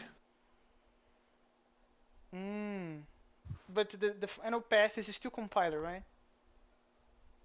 We can make something. We can make an entry point module that's just responsible for that. Actually, But doesn't need to that be part of the no compiler proper. no, you're right. We could do that. So like entry point.ml, and then that's the last thing the executor calls instead of calling the compiler as last thing. Yeah, after you compile everything, after we get no compilation errors, nothing called exit one, we know all the modules are in place, then we just make the entry point, and we don't need to know almost anything at all about them. We just need to know the output of the compiler because we need to look up the arity. like the query predicate, right? Yeah. But other than that, we really don't need anything else. I like the idea. So the executor calls the compiler calls everything, and the compiler does the effects of persistence by itself. After we're done, we grab the latest version of the compiler after the recursion is done, and then we make an entry point.run function that receives that and creates the script that's going to be the executable with the things that you explained. Yeah, and if we do that, we avoid having to thread the configuration inside of the compiler because that's just not relevant at that point. And that gives us the ability to not have to use to because here's the thing: if you don't pass anything via CLI, you want this thing, you need to use the project directive to do it. And if you're after the compiler, we're gonna already have passed through that. You see? Yeah. Which makes us again, we still have to change the type T, right? In a way. Do we? Yeah, because we need to save that. Like after we do the project directive, really. We're not gonna do that right now because, as I said, it's easier to just put some dummy lets on the top and just assume it's CLI and get it over with. But imagine that you have the project directive implemented. We're gonna have to save those things. Will we? No, of course, because you're gonna have to save the port and the address for later. We're gonna have to do that regardless if we use the CLI, no? No, not necessarily, because if you use the CLI, you can do a trick, which is to receive them here. There will be a type, a record accumulating all the CLI things. You're gonna receive them in here. I already made the type. I already thought of that. And then because we're going to do an entry point separately, we can just skip all of this nonsense here. And after this is done, instead of doing tail call, we're going to receive the compiler and then call entry point with the CLI arguments and the final compiler, and we're done. I don't see why we would need to change the compiler type to make that happen using the project file. Okay, then you have to answer the question. If you compile the project directive, where are you going to save the info from that? Do we need to compile the project directive? We Right just need to now, parse it, no? no, right now, well, not really. We have to parse it and at least preprocess it. That's the beginning of understanding things. You could preprocess it. That's an option. But right now we don't. Right now, the only place mentioning that is the directive stuff in the compiler. So if you go to project, here it is. Well, we are not going to have a project directive inside of the actual code, right?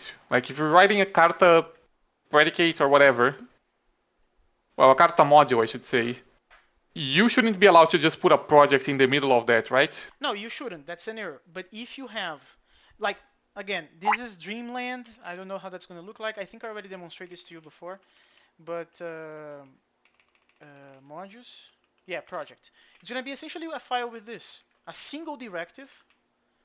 Yeah, I don't see why we would need to compile this, No, no, actually. no. I'm not saying we need to. I'm saying that parsing is not enough. We need to save some of this information somewhere. We don't. We need to parse this, then we need to, well, convert it to a more convenient data structure because we don't want to just have a bunch of expressions, right? Yeah, this is going to be a map, probably. And then we just run the thing with that map. Exactly. So the We map needs to can be pass saved. it. Where? We don't. We can just pass it down to the executor as an extra argument. Or rather, we can What? make the executor, because right now the executor just takes, what does it take? It File doesn't take paths. it takes a bunch of file paths, right? Yeah. It will need to be able to take a configuration for the database to decide if we should make the entry point or not, and to actually emit the entry point at the end, right? No, we can do that. We can delegate the responsibility to other places like the preprocessor compiler. I don't know We that. shouldn't, though. Wait, so you want the executor to be able to The understand executor is this? No, no, no. The executor is going to orchestrate the flow, right? That's it, orchestration. He doesn't know That anything means about how Karuta works really. no, no, no. That means it needs to be able to know if it needs to emit the entry point or not, right? What do you mean by knowing to know to emit the entry point? There will always be an entry point. What if you're just compiling a library and you don't want an entry point? That's not a concern for now. If you're using the compile subcommand, we're going to compile an executable of a program with an entry point. What if you don't want the entry point? Then you need to specify a flag in the CLI, an optional flag, no main or whatever, no entry point. And then that's going to come to the executor as a CLI in the record. Right, then the executor is not going to do anything. But then if the executor needs to emit the entry point, it needs to know what to put inside of the entry point, right? No, what to put is always the same, which is to create a script and call start. It, but it isn't always the same because the content of the script depends on the configuration of the database.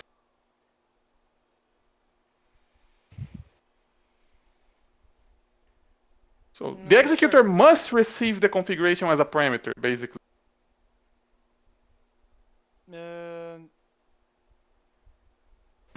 it must receive. Yeah, that's not necessarily true, Marinho. We can make anybody spits out the configuration. It's fine. Well, yes, but the point is, okay, if anybody can spit out the configuration, then we can make the command line processor spit out the configuration and call the executor with it. Yes. Or we can make the project parser spit out a configuration and pass it to the executor. Why do we need to save it? Wait. No, you're gonna be saving it in the executor state in this case. That's okay. But you want the parser to do that? Well, not the parser module, I guess, but whatever we make to process the project directive, the project file, I should say, because really this is the only place where this directive can appear. Yeah. That needs to take the directive and output a configuration for the executor, basically. I was thinking on preprocessing it. Okay, what do you mean by pre-processing it? Identifying that it exists in the file, collecting the things into a map and spitting the map out. That's what I'm calling parsing it. Well, but But we're that's not more going than to just save the parsing map. it. Come on. Well, it kinda is. But the point is we're not going to save that. We're just going to hand that out to the executor to do its thing.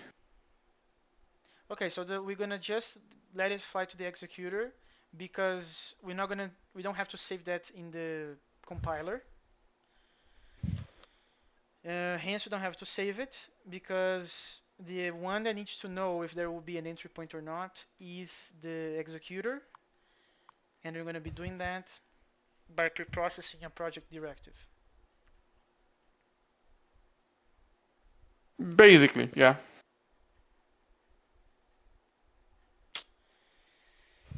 Sure, sure. But this is again future stuff because right now we're just going to say, hey, it comes from the CLI. There will be a record. Well, there is already a record, but there will be fields with some optional fields there. And then if you pass DB port and address, we're gonna just take that and and Optionally, you can also give us a name to override the default, right? yeah, exact. Default what in this case? Like if you don't give us a name, but you give us a port and an address, we're just going to assume it's DB, and that's Oh yeah, that's like also gonna be a CLI thing, but that's also gonna be we are going under the assumption that everything's hard coded for now. Just because this is just boring work to make it CLI available, it's completely fine. Um, okay, I think we have a plan. So next time, what we're gonna be doing, we will put the DB port and the DB address in the CLI as optional fields in the record. We're going to hard code them in the main.ml. We're going to pass those down to executor. Then you said you want to do the entry point first, right? Yes, because if we don't have the entry point, testing the Sakura integration will be painful later. Yeah. Um, yeah, then we create the entry point. That's probably going to be the entire session, probably. And then after that, we need to figure out how to populate the start config, right? Yeah. Um, I think it's probably going to be easiest to just say that we're gonna make a record in OCaml. We can just make it have the same shape as the map that we need to pass on the beam side. And then it's just a matter of translating it, I guess. Yeah. Then after all of that, how far are we going to be? Because we already implemented ask, right? We did that before. Oh, we still have to compile declarations. Yeah, then we need to start working on compiling the Sakura predicates. And that's the part where having a proper entry point will be handy because then we can just test it by running it, basically. Do we have to do something on the Karuta side? Or is this already handled by the global DB module? The DB module is going to handle it. We just need to actually emit the predicates properly, and it What should all just about, work. have we implemented the import already? Like the import directive properly? Uh, Not yet, I don't think. Oh, okay, so this is also a problem, right? Do you agree? Import. Yeah, because Not really, no. isn't the import the one that tells us if the scoping got fucked or not? No, the import was because right now we have a bunch of different ways to define. Well, I guess we can do that if we want to. Um, the idea is okay. We have a bunch of global names, and ideally we don't want to pollute our global namespace, right? So if you want to use an external module, ideally you should just say import We and already then. implemented. Yeah, it is what you're saying, but I think we are using, yeah, we already changed ancestors of the compiler, so this is already taking into account the imports that you listed before. Okay. On Sakura, this can just fail because everything is global over there. Well, it already works like that, remember? We are overriding ancestors of the compiler. There's no notion of imports being used in here at all. Yeah. We already thought of that. We already thought of that. So the only thing that yeah, we already implemented imports. So that's okay. We're gonna implement entry point and we're gonna implement handshake for schemas. The DB module is gonna already take the handle of Done. the lookups for Sakura stuff because it's under the DB Link, module. linking, basically. Yeah. Yeah. We only have to do now is entry point and oh, okay, I skipped a major step. We also need to take care of the declarations inside of a module, inside of a Sakura file. Yeah, we need to actually compile the Sakura files because right now the compiler basically just does nothing. It fails as soon as it sees something non-trivial. What's going to be the compilation of that like? Is that just calling ask? Yeah, most of the things are just gonna call. Okay, so we're still a little bit far off. But it is on the line of sight, right? In the line of sight, we can look at it. It's far, but not impossible anymore. It's over the horizon already. We can look at it. Yeah, that we're gonna be able to spawn a Sakura server and see how bad it's gonna blow up. Because we're not gonna get this first try, right? It's impossible to get this type of stuff first try. Yeah, no, I'm guessing we're gonna have to spend a lot of time debugging the serialization of the queries. Um, Yeah, but yeah, we're getting there, but there's still some ground to cover. cool.